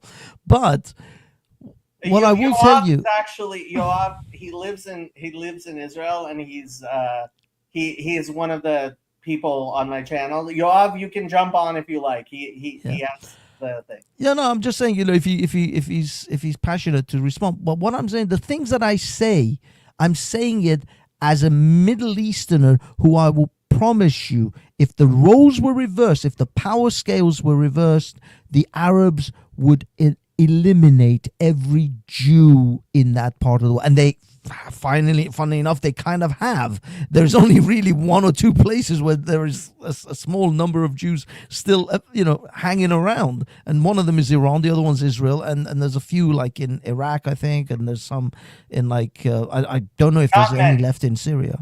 Sorry, not many. And frankly, I mean, one of the things that was happening in Iran, and part of the reason my family had to move.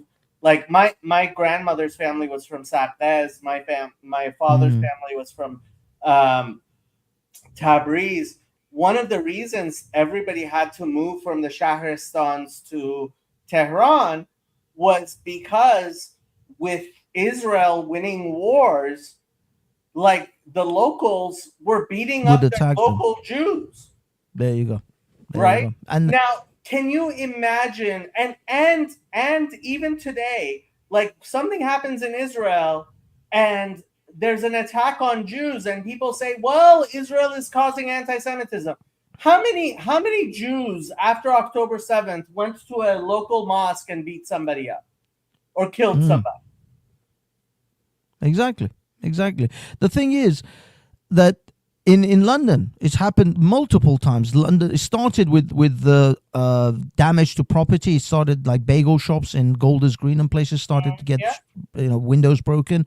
Then they set fire to a couple of ambulances which were run by a Jewish organization. And then they literally, a black guy, I believe he was a Muslim, he just walked around this Jewish part of London and started stabbing people in the face. Luckily, both people survived. On Yom Kippur, a rabbi from my denomination was murdered in England. Oh, was that that might have been the Manchester one. Yeah. That was before. Yeah, exactly. That actually happened before the guy in Golders Green who started stabbing people. But what I mean is, in England, these pro-Palestine marchers, they keep telling us, "Oh, this isn't about Jews. This has nothing to do with Jews. This is Israel. This is a political thing." It's like, well, if this isn't about Jews, why are you breaking the bagel shops windows? That looks like a lot about Jews to me. That looks very Jewy. Imagine if a Jew went to a kebab shop or to a mosque and started killing people. Yes, or just started burning the building down.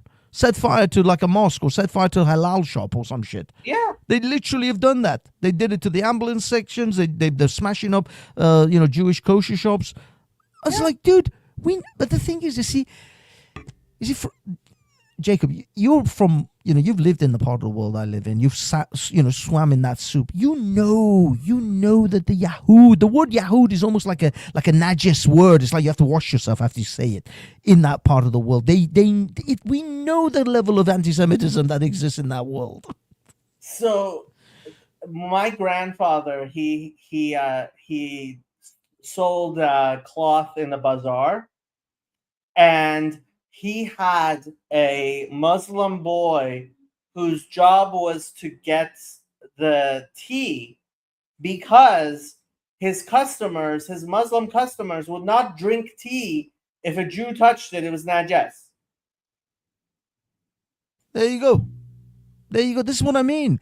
So we know the level of anti-Jew, just the hatred of the Jews that just runs through the spine of the Middle East. I mean, no delusion. People think Hitler was like anti-Semitic. I'm like, dude, Hitler, if Hitler came into the Middle East, they'd be like, hold my beer. That's what it would be like. What, you think you're anti-Semite? Hold my fucking beer. I'll show you what I show you 1400 years of anti-Semitism. This is what I mean. It's like the Europeans, they're like, puh, they're nothing. It's like what the Muslims do at lunchtime when it comes to the level of anti-Semitism. Have you seen this picture? Too many people don't know this picture. Have you seen Yes, this? yes. This is the Ghazi of or the chief. The Mufti of Mufti, Amin that's al Hussein, the Mufti of Jerusalem, Yes. with Hitler. You know, a lot of people say it was actually him that told Hitler to do what he did to the Jews. He was the influence behind it. Really, I mean that's Well, going I mean, a little I farther. don't have than I evidence. thought. It's just people. Yeah, it's what people say. But no, I mean they were, yeah. So and Haj Amin al Husseini was Yasser Arafat's like uncle. Dear God. You know. Well, this is the thing. I think this is why I said this issue. People are like, oh, this is all about just, you know, the Israelis came and took all the land. I'm like, dude, this is not a land dispute. I promise you, this is not a land. No, this goes far, far deeper. And than how just much land does Israel have? Look at the Middle East. Look at how small Israel is. Well, that as well. I mean, the fact that there's 57 Muslim majority countries in the world, and none of it seems the Palestinians can't find one of them that's amenable to their needs. It's like, of course, it's bullshit. This is not about land. The Palestinians themselves, again, I go back. I feel for them because they are cannon fodder for the Muslim I agree with you. countries who use them as a political pawn in order to essentially hit Israel with.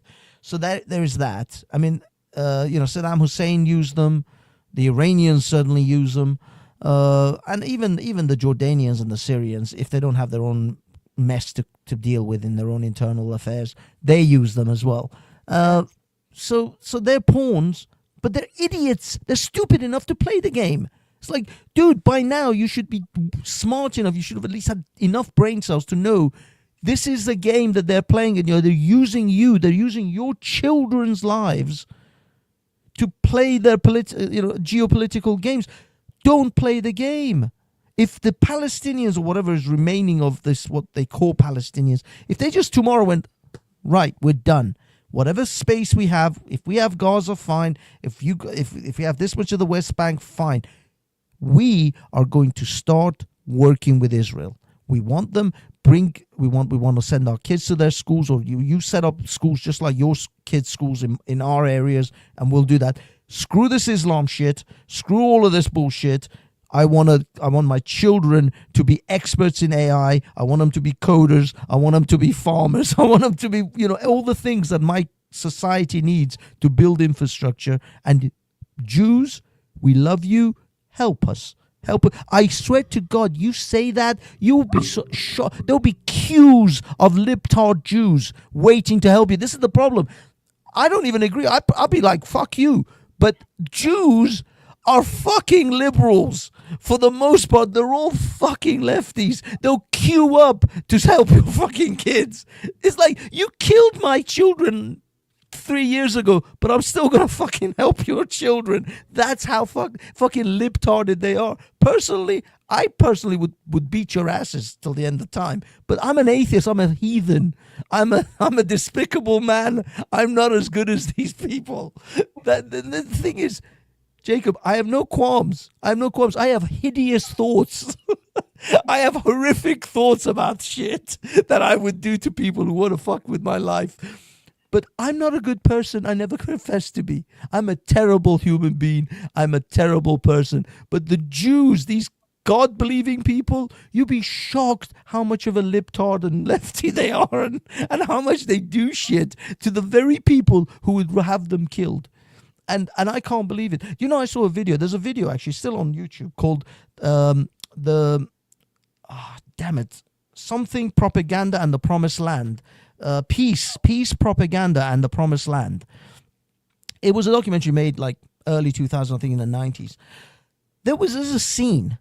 Now, don't get me wrong. It shows a lot of the shit that the Palestinians have to go through, the checkpoints, this, that. Although I still think most of it is because of what they pulled the shit that they pulled themselves, forced the Israelis. Essentially, look, you want to stab us on a daily basis? Well, I'm sorry. Here's a wall. I'm going to put this fucking wall up so you don't stab me. You have to stab the wall. So whether you like it or not, you did the stabbing. I made the wall. I didn't stab you. I just created a wall so you don't stab me. So go kiss my ass.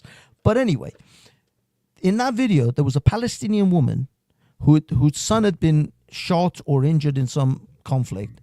She was in an Israeli hospital, with Israeli doctors and surgeons trying to save her son's life. And the interviewer asked her, would you give up Al-Quds to have peace with Israel? She said, we will never give up Al-Quds. Her son is being fucking saved by a bunch of Jews. So she still fucking holds on to that Al-Quds. Yeah. You know who Yahya Sinwar was? Yes. Yeah, that's the guy who they killed him with the They drone. killed him. He planned October 7th. He was in an Israeli prison. He had cancer. And of course, Israel treats cancer patients, and he got better. And when he was released, he said, these are weak people, and we can destroy them.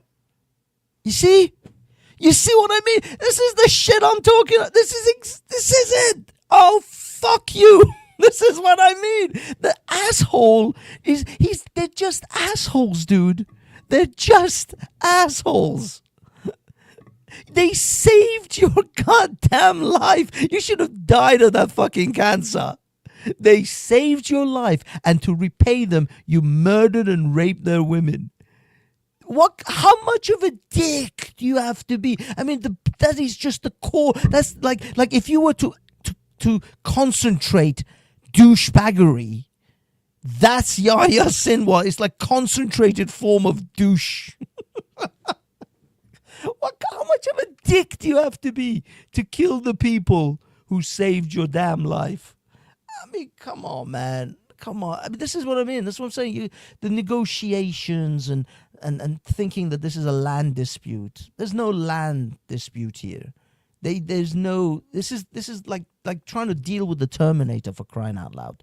You can't bargain with it. You can't reason with it. It just keeps going until you're dead. I can't have, the amount of fucks I have to give has run out. I am at the bottom of the barrel of my fucks. I just can't give any more shits about these people because they themselves don't want to help themselves. They actively want to destroy their own lives because they know, they must know. They're smart enough to read. I see these assholes. You know, Palestinians in Gaza, they have TikTok accounts, right? And they ask for donations and show themselves sitting in a tent raining down on them. Like, look how poor we are. I'm like, dude, I know this is bullshit. I've seen your fucking shop. You think I don't know about Pallywood? I've seen your shit. You're not living in that tent. You're just there. You're making all this cash out of TikTok with all the gifts that they're giving you because you're pulling on people's hearts. I have to say, the ones who know enough computers and stuff to do that, the ones who are actually taking the donations, you are 100% true, right? They are not living in tents.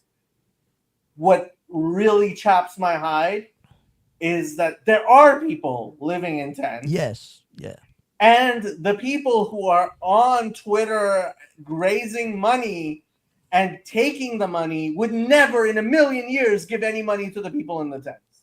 Exactly. That's what I'm saying. This is like a con. This is just a con game. They're just using that situation in order to psychologically manipulate foreigners to donating to their TikToks and whatever the hell else that they're making money out of. But anyway, all I'm going to say is that they're smart enough to know Israel is not going anywhere. And I'll be honest with you, if the Samson option is true, if they're going to go anywhere, they're taking your asses with them. So they're not fucking going anywhere. And if they do, you're gone too. So what is wrong with you? There is no... This is not an option. You don't have column A and column B. You have one option. You got to learn to live with this state of affairs. Israel is there. It's going to be a country, and it's not going anywhere, at least for the best part of a few hundred years. Except that the people on TikTok and on X and the people who are having the pro-Palestinian marches in London and in New York, they are giving hope. And they are making this conflict continue with their stupidity. Well, yeah, I mean, those assholes, don't even get me started on the dipshits who don't have a single dog in the race. Their kids don't have to be in danger. Their houses are not going to get bombed. Their bellies are always going to be full. These assholes, these armchair frigging quarterbacks who are sitting in London and Montreal and I don't know, Vancouver and Paris. In Los Angeles, I'm talking to these people. There was this woman, like, she's seen things on TikTok. I asked her which river, which sea. Do you think she knew which river and which sea? Do you think she knew? Never. I'm telling you, no, of course not. She doesn't even know what. She knew the slogan from the river to the sea, but she doesn't know which river and which sea.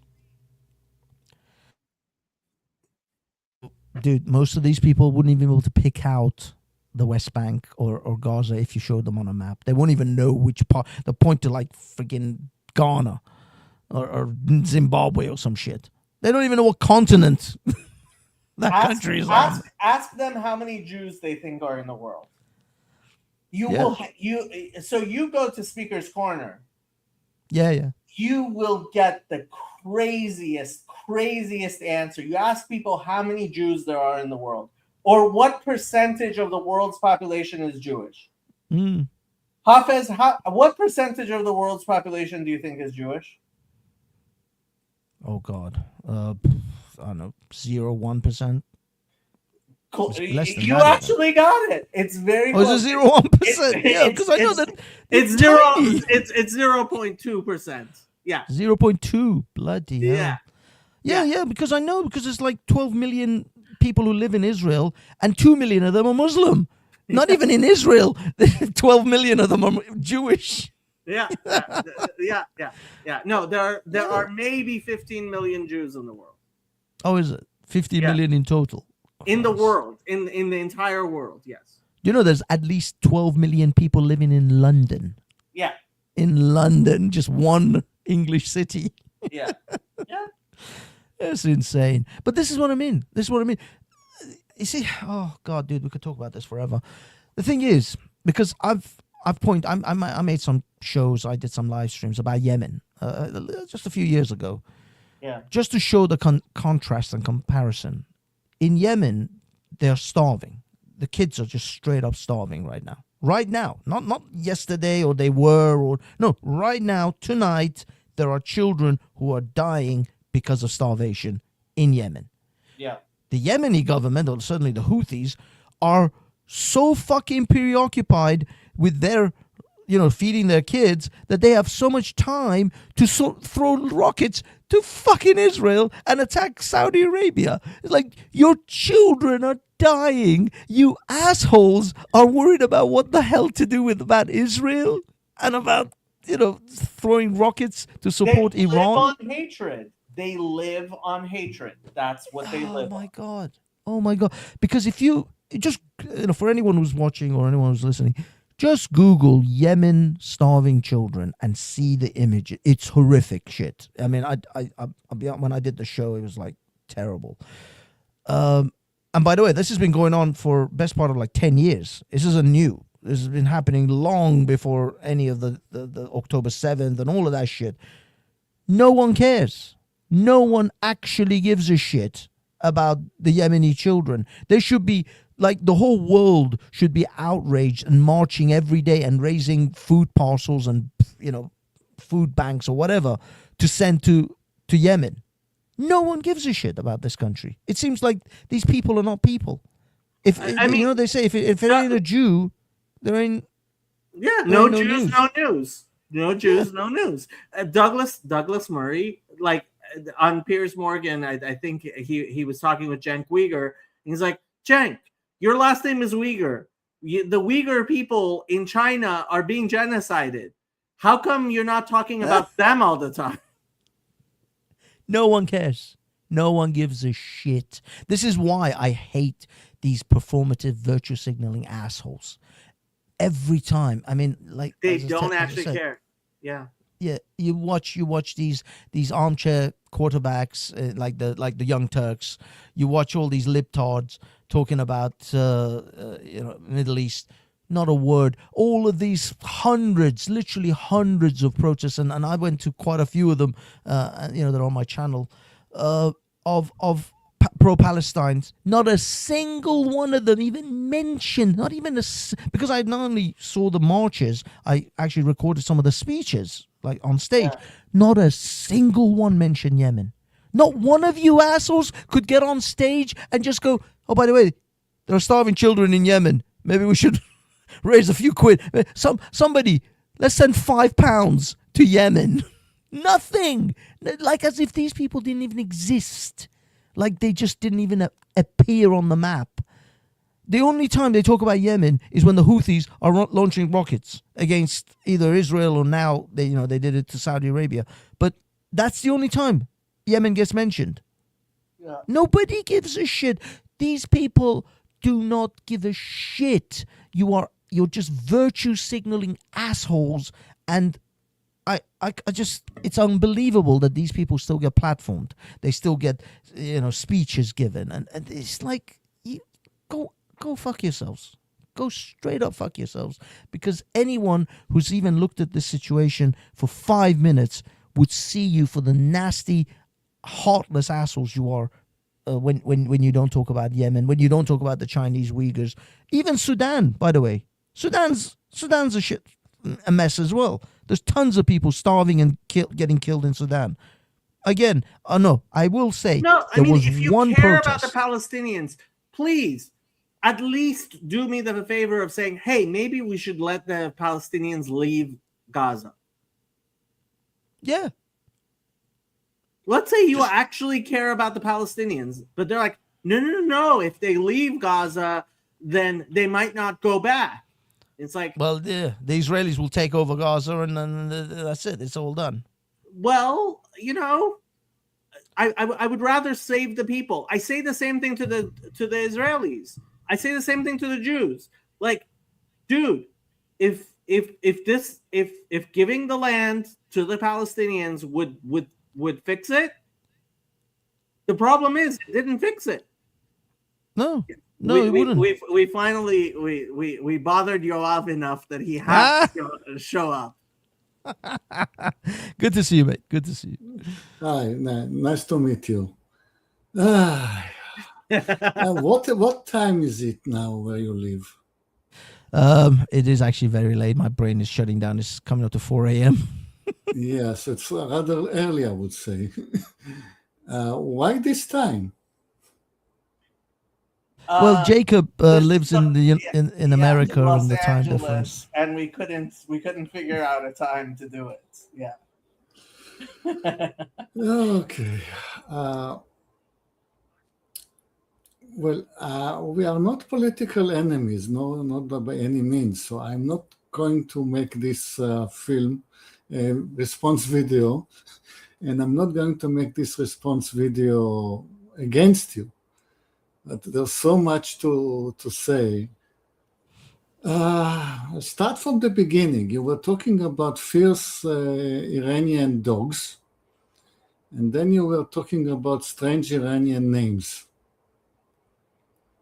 Oh no, Yeah. strange British names. Yes, Yeah, that sound funny in to Iranian. Iranians, and strange Iranian names to other people. Yeah, yes. So I put a link in the chat to a video. I was wondering what that link was. Yeah, so I will tell you. This is a very well-known, distinguished scientist of archaeology in Iraq. He's a curator in the British Museum. Okay. And he has a story to tell. And if he's telling this story, I would guess it's true, because you cannot trust I anyone mean, it's better. the British Museum, yeah. No, he is not the BBC. I would guess that the story is true. You know, He looks angry.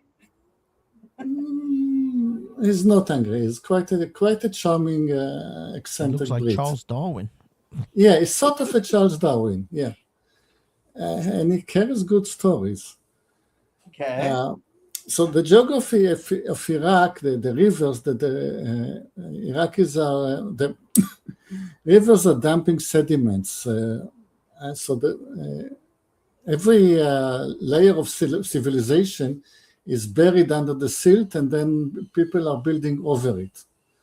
And then in time you excavate and you find all the history of the region, which is ancient. I mean, even more ancient than Iran.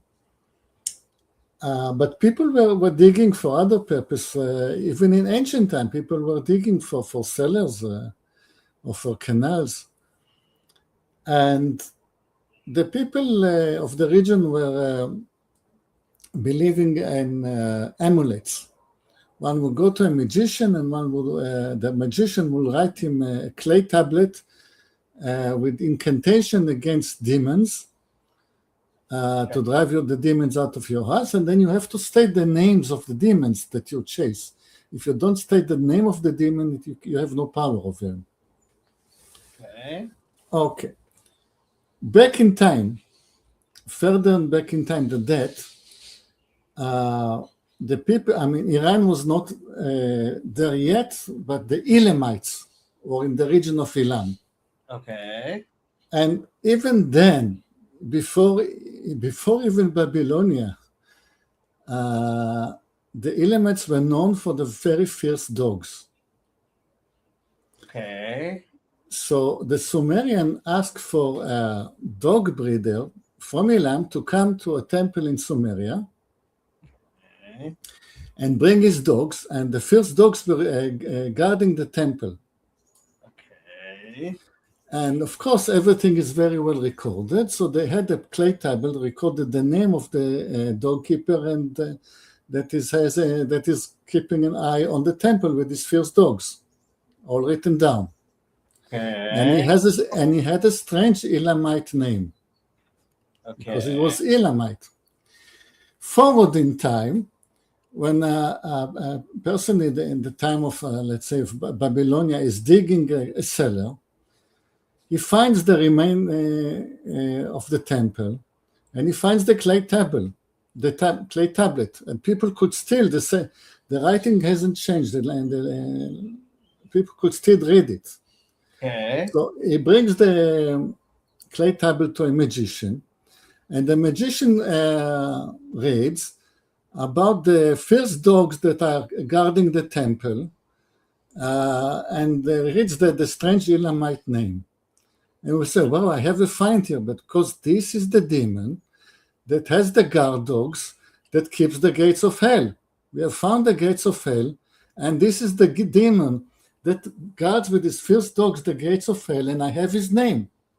Okay. And then he wrote the most potent amulet with the actual name of the actual demon that guards the gates of hell with his fierce dogs.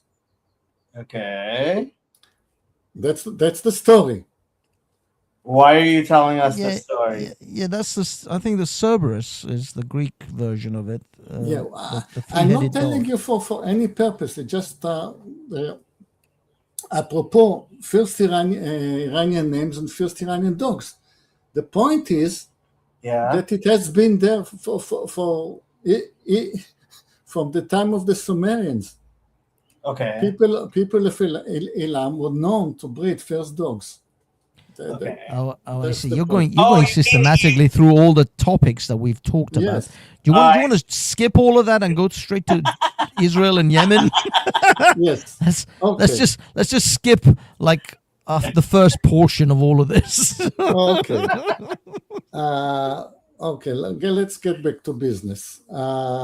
Jordan, you're exaggerating the power and importance of Jordan. I think Jordan is the weakest state in the Middle East.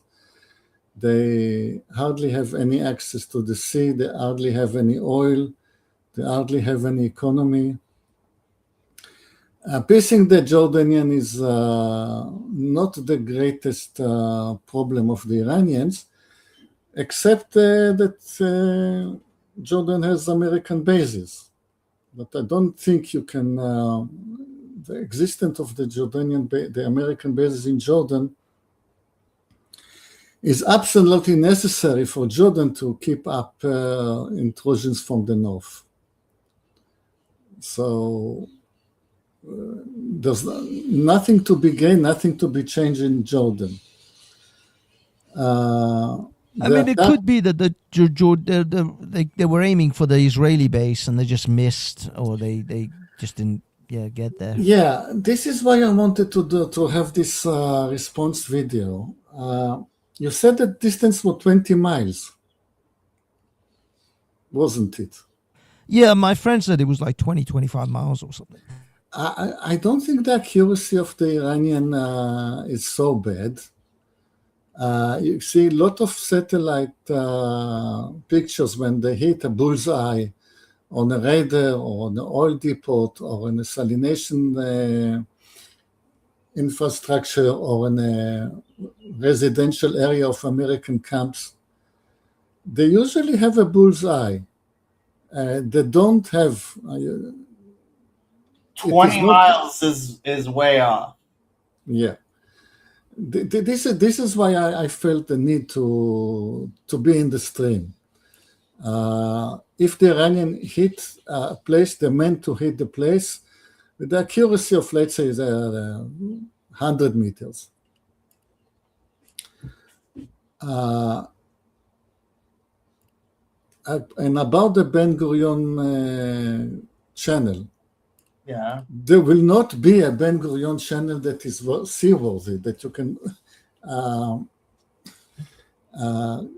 the ship can travel, because you have a mountain chain on the way, and it is just not economically feasible. You do have at the moment the pipeline. It's not called the Ben. Unfortunately, it's not called the Ben Gurion pipeline. Yes, the other reason why you can never have the Ben Gurion channel, because Jacob is going to be so mad. But there is a pipeline already in place from the port of Eilat to the port of Ashkelon. And so but the port of Eilat is rather tiny. You cannot get the big oil tankers there. But when they're talking about channel, is more for seawater to come from the Mediterranean Sea to the Dead Sea in order to fill the Dead Sea. The Dead Sea is dying, is getting dry. In order to fill it up, and there is like at least 300 meters of height difference that you can use for hydroelectric electricity generation. So there will be the Ben Gurion pipeline for oil and the Ben Gurion channel for seawater, but it will never be seaworthy. So they're never going to be able to build one to match the Suez. No, this is not going to happen. What if they went through Gaza? Gaza is the easiest place because it's very easy to dig into the Gazan soil, as you might have heard. But after that, you get into a mountain chain. You get into the city of Hebron, where the Abraham and the other fathers are buried. And that's limestone. It's diggable. I don't think you have so much of an economical incentive to make it seaworthy. Well, no, you see, I'm looking at the map, and Hebron is a long way away from, because if you look at from where you can actually enter, which is you've got the map. If you go, you don't have to go all the way up to Hebron. If you just go into Israel and then just go straight to Gaza. Oh yeah, but then Rafah. then how do you continue? What do you mean? You need a geographical map. You have to see you the, see. Oh, so a you can see that. topographical map? I think. yes, because Oh, there are yeah, bit, yeah, bit, it's bit a of terrain. you see there are some mountains there. There But are that's what I'm- mountains here. Oh, I see. But so you're saying that these are all mountainous, so they can't actually even come into the far enough into towards even Rafah. Rafah. No, Yeah, Rafah southern Gaza. I'm talking yeah, about coming yeah. in So from the sea. from yeah, from here, you want to? If I mean, Yeah. apparently there's There's mountains there. mountains. Yeah. Now, completely imaginary, but if you wanted the sea route, you go north, you see that when between the mountains, this is only 40 meters of elevation now that you're going up. Okay. Only 40 meters. Yeah. Go up, and then you get to the Dead Sea. Okay? And watch it gets flooded. When this is get flooded, then you don't have to dig anymore. Then you have a sea going all the way up.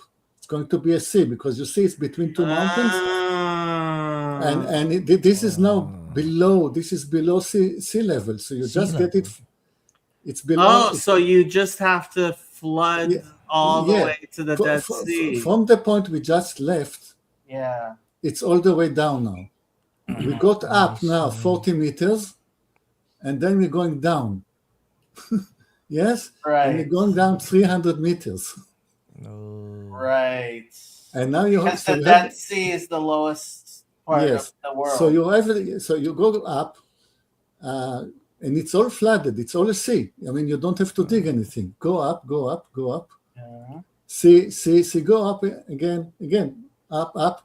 And this is the Lake of Galilee, which is also below sea level. Yeah, and the sea goes up, and now you're stuck. But you see there is a horizontal green patch. Yeah. Yes. Okay, this is the Valley of Israel. Okay. So you could come out at Haifa? Another 40-meter dig, and you're out in the port of Haifa. Okay. Yeah, you're right. This is very difficult. I don't know how they're gonna. Wow. You would basically carve Israel, like you would turn Israel into an island. Yes, and then you get rid of the Palestinian issue because you're separated from Jordan, and Israel is clearly one piece of land. No connection with the Arabs whatsoever. Who came up with it? It's like building a moat around a castle. Nobody came up with the idea. This is history. Millions of years ago, was the situation. This is a geographical history. Wow. Oh right, yeah. Sorry, I didn't even. You would be take note of carving. Basically, the Jordan River would basically become your whatchamacallit? Inland sea. That will be inland sea, and it can be connected to the Red Sea at the bottom and the Mediterranean coming out at Haifa, following the route of the Kishon River, which you all know from the Bible. Do we? I know the Baha'is would be very happy. Have you ever, Hafez? Have you ever heard of the Baha'i Gardens? The Baha'i Gardens? No. Yes. The Baha'i Gardens in Haifa may be one of the wonders of the world. If you Really? ever, yeah, you can see it from almost anywhere in Haifa. They covered a complete mountainside with these beautiful gardens. Wow. Yeah, the Baha'i Gardens in Haifa. In Haifa. And that's where Baha'u'llah is buried. Oh. Okay, and now we come into the history of the two world wars. And sorry to be contradict you on the point that nothing happened in the Middle East in the two world wars. There used to be an Ottoman Empire. And suddenly, after the First World War, the Ottoman Empire was not there, and the British mandate was there, and the French up there in Lebanon and Syria. So the First World War completely changed the politics of the Middle East. Yes, you're right. You're right. I was thinking more Second World War. That's probably why. Okay. But So, yeah, no, you're right. The Turks were very much involved in the first one. So in about 500 years of the Muslim Ottoman rule over the land, there was never a Palestinian state. Yeah, no, it was just the Turkish Ottoman. Yes. Part of the Ottoman Empire. Yeah. Yes, and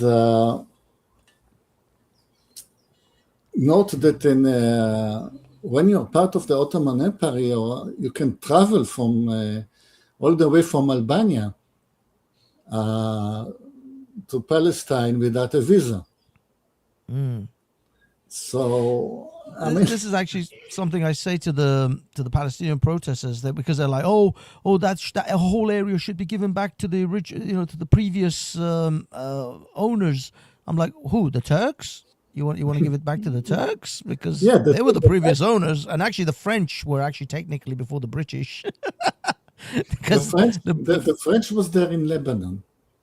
British were below Lebanon. And before that, there were Egyptian, there were Persian. Yeah. Persian held the land for a long time. So it's like, who are we giving it back to? The Romans had it. They had it for a while. Shall we give it back to Italy? Yes, and the Greek before that. And the Jews before that. I say we give it back to Iran. No, we got enough shit to deal with already with whatever the hell we have. We don't need more problems. This is the other part, actually, because I've got a friend of mine called Mr. Mossad, the Mossad. He comes on my channel when I do live streams, and he lives in he's in Israel as well. And I talked to him about this conspiracy theory called the Greater Israel Project. They say that they want to have from the river, from the Mediterranean, the Nile, to the Euphrates. To the Euphrates. Yeah. That's right. He says, "Are you kidding me? Do you know how much shit we have to put up with all the different, because you have to go across like Syria, Iraq, come all the way down. We don't want that much problem. You know how much headache that crap is." The Israelis they've got enough problems with this tiny amount of land that they have already. It is the craziest, dumbest theory anyone's ever had. It boggles my mind that anybody thinks Greater Israel is a real thing. It's just like you just said, when there's only 15 million Jews in the whole world, how do you think logistically they're going to even be able to run that amount of land space? Well, this is the thing with anti-Semites. If you want to think Jews have godly power, listen to the anti-Semites and what they think we're capable of. Yeah. Honestly, like if I believed everything that the anti-Semites do about Jews, I would be a Jewish supremacist too. Yeah, because it seems apparently the Jews can do everything and anything, and they run everything and anything as well. It's like okay, so now we go to the Second World War. Yeah, and the Nazis had the plans to get to Palestine and finish the job with the Jews. And the Jews were building a fortress of last resort on the Mount Carmel, that mount that you were talking about where the Baha'i temple is. Mm-hmm. And you can still see the fortification that we were preparing in the event of the arrival of the Germans. Luckily, the Germans were stopped in El Alamein in Egypt. Mm-hmm.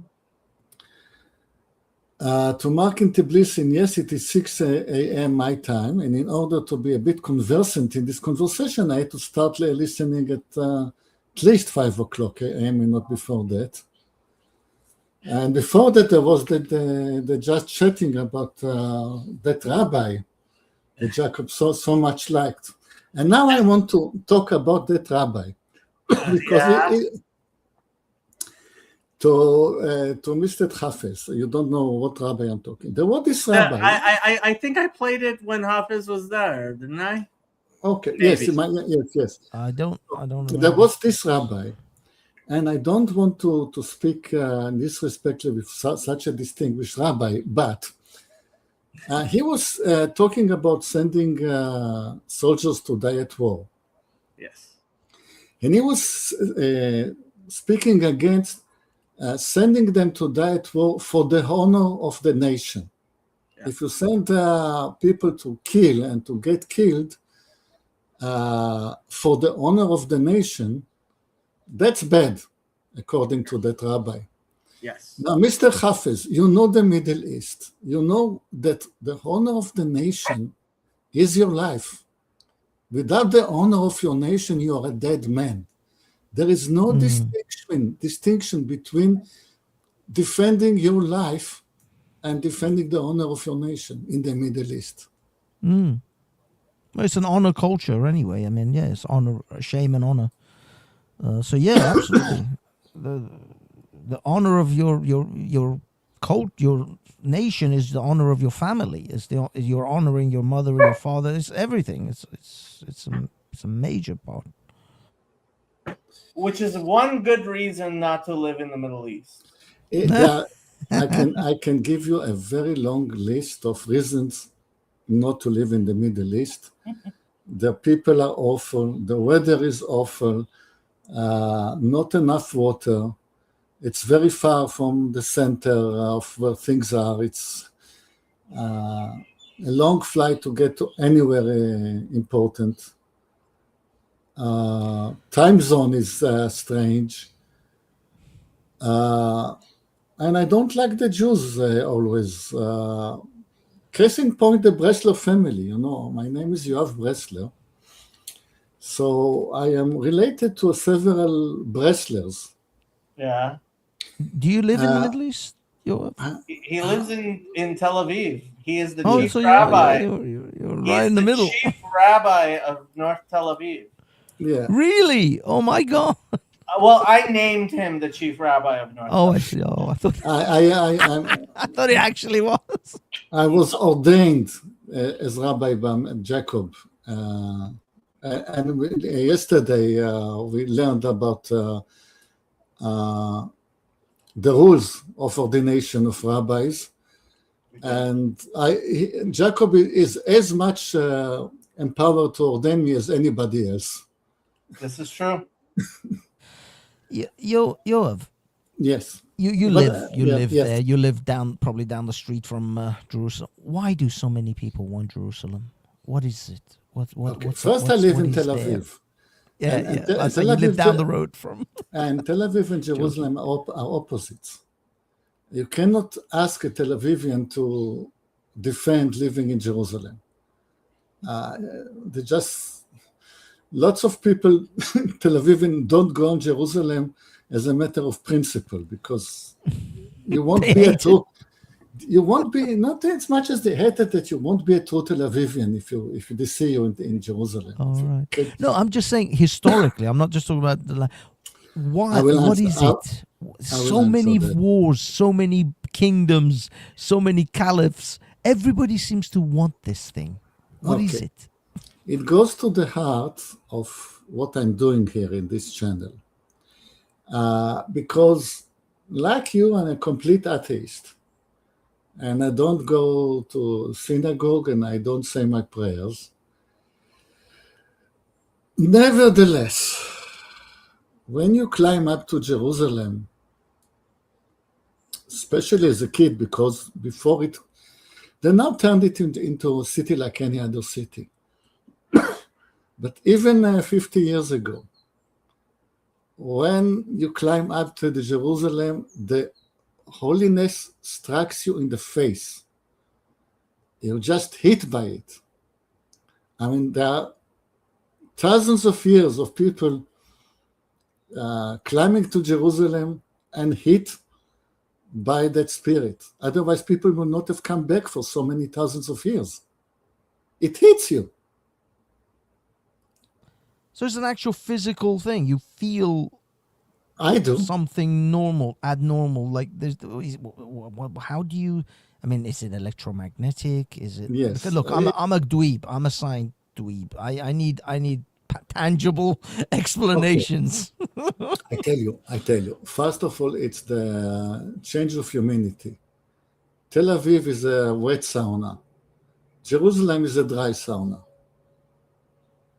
When you move from a wet sauna to a dry sauna, you feel the difference. That's your atheist explanation. And the air become purer because Tel Aviv, because of the, is sort of covered by a layer of smog. And it's not as much of a pollution, it is the humidity and the air cannot escape. It stands over the mountainous. city. Tel Aviv is on the seashore. Oh, okay. So, but is it somehow traps like No, the because it's on the shore of the Mediterranean. And when you climb up to Jerusalem, suddenly you get a breath of fresh air. So I'm as much as an atheist as anybody. I can give you tons of reasons. It's something about the geography, the way that it sits on the mountain, all sorts of things. Another issue is that it's on the edge of the desert. I mean, you climb up through forests, and then by the head of Jerusalem, you're facing the desert, and it's extremely dry desert. I mean, an hour walk from Jerusalem and nothing grows anymore. Oh, this is not very instructive, this map.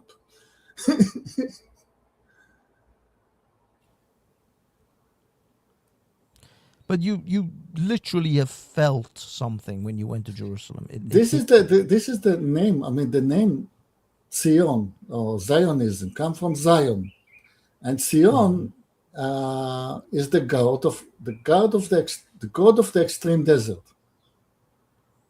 This is the place that rules over the extreme desert.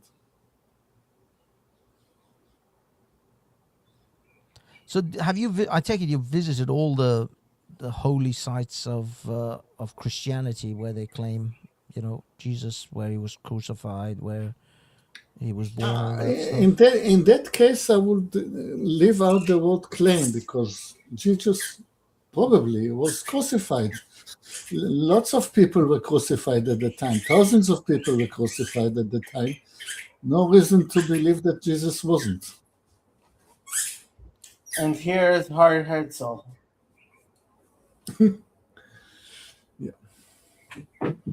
If you're not careful, you're going to zoom enough to find the tree that Ben Gurion planted. So don't zoom anymore. Which tree did he plant? We have Sorry, two gentlemen. Hafez. My browser you're- just suddenly crashed. I Okay. apologize. Okay. It went crazy. I think it's my browser's telling me go to sleep. What- my computer is is it like giving up. 5 a.m. there? It is Hoppers 4. Yes, I'm gonna Yeah. get about 4 hours of sleep, and then I have to get up. Yeah. This is the tree that. This is the tree you didn't want me to find? No, never mind. No, not this tree. I wanted to say earlier about my family Bresler. Yeah. So my family is as far left as you can go, and they were in close connection to those idealist leftist people that were living in the border of Gaza. And there was this organization of women for peace. And the head of the organization was murdered that day. On October 7th. Yes, and I thought that was the last time they participate in that organization, Women for Peace, or that. I thought from that day I will be at least be able to conduct a meaningful, intelligent conversation with them. But one still prays and hopes for better times. So they're still very much lefty, and they're very much. They're still at it harder than before. Dear God. Of course, it's the classic situation of when prophecy fails, people they're just double down. This is what I mean, man. This is what I said earlier, Jacob. I said, you see, if the Palestinians just say, okay, guys, we want you guys to just like teach us the way, there'll be 100, probably 1,000 liberal Jewish organizations just queuing up, saying yes, come on in. The water is fine. Jump in, because I'll be honest, and this is what I say to my friend Mossad. Most of the Jews around the world, they're liberals, they're lefties. And I'll be honest, you guys are going to have to talk to your lefty Jewish organizer because they're fucking it up for the rest of us. They're ruining it for the base Jews, for the conservative Jews, because there's a lot of Jews who have realized, okay, these people are assholes and we can't get along. We're going to have to either separate ourselves or we may be forced to like kill them all. But the lefty Jews, they just won't let it happen. They'll screw it up every time, and they'll no, let's do that. And you guys are going to have an internal conversation about this. You're going to have to bring the lefties over to some conservative values and say, look, we may not be able to negotiate with these people. Some hard decisions will have to be made. Because there's always going to be some Soros asshole out there who says refugees are welcome here. And I'll be honest, they're not. I can tell you categorically in London, they're not welcome. I'm gonna be that foreigner who literally burns the bridge as I cross it. and you're not welcome. I'm sorry, Mr. New Iranian, New Jordanian, New Syrian. No, you can't come in. I'm gonna close this door now. Thank you so much. Welcome. Don't come again. And for anybody who says I don't have Muslims on my channel, Hafez is no longer a Muslim, but he comes from a Muslim family. Oh, that's true. Yeah. Well, actually, my mom is now Presbyterian Christian. Really? She actually was telling me she wants to go to Jerusalem, wants to go to Israel a few weeks ago. The thing is, I said right now, things are a little bit unsettled. But yeah, my brother's been to Tel Aviv, and I forgot where else he went. But yeah, he went to Israel. Loved it. Thought it was brilliant. But at the moment, yeah, my mum's is Christian, and I think she's. Iranian mothers. I am going to die soon, and I want to see them. I'm like, he probably got another 20 years. I'm probably going to die before her, ironically. But as far as she's concerned, she's about to die like tomorrow. So yeah, she wants to go to like visit some of the Christian, key places. So yeah. Well, we said when we started this that it was going to be 45 minutes long. And it's 2 hours and 33 minutes so far. Yeah, because you give me time. I wake up a bit an hour after you start. I have to go double speed, so I know, so I can catch all of your mistakes, so I can come and correct them. Make the video. I'll watch the video No. for all the corrections. No, I will Hafez, never. you live in London, don't you? Is Nottingham in London? No, Nottingham is north, kind of the Midlands of England, but it's north from London. You live in London, but- right? Who, me? Yeah. Oh, yeah. Right now, yeah, I'm in London. And Okay, there's something that I need to finish. Oh, I was listing all the problems living in the Middle East. Yes. Question is why I'm here. Why are you there? So You I have suggest nowhere that else to go. So I nowhere else to go. I suggest Mr. Hafez will study the fate of the Jews of York, not far away from you. York, as in England, York. And York, study the fate of the Jews of York.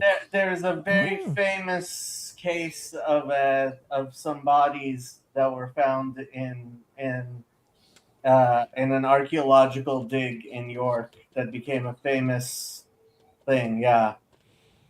The And massacre of the Jews of Clifford Tower. Yes.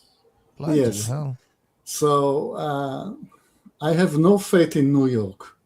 For me, New York is just the same old York.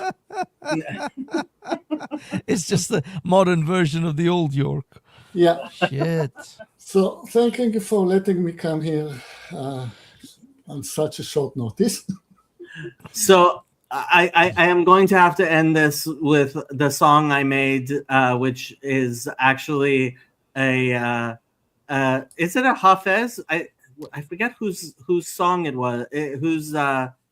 It was one of the famous. I think it is Hafez. One of the famous poets had a line, "Az kinalim ke az mast ke bar mast," and this is actually a song I made from the words of Hafez from 1,000 years ago. From the So poem, yeah. It's very, very appropriate.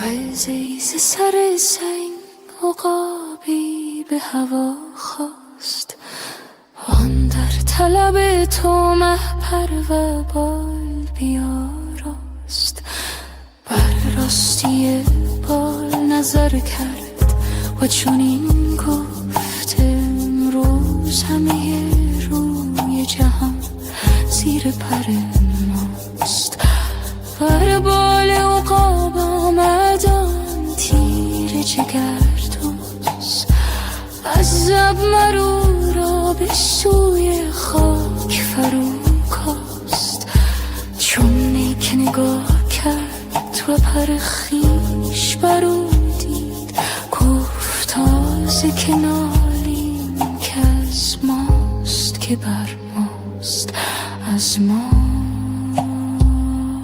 که بر ماست از ماست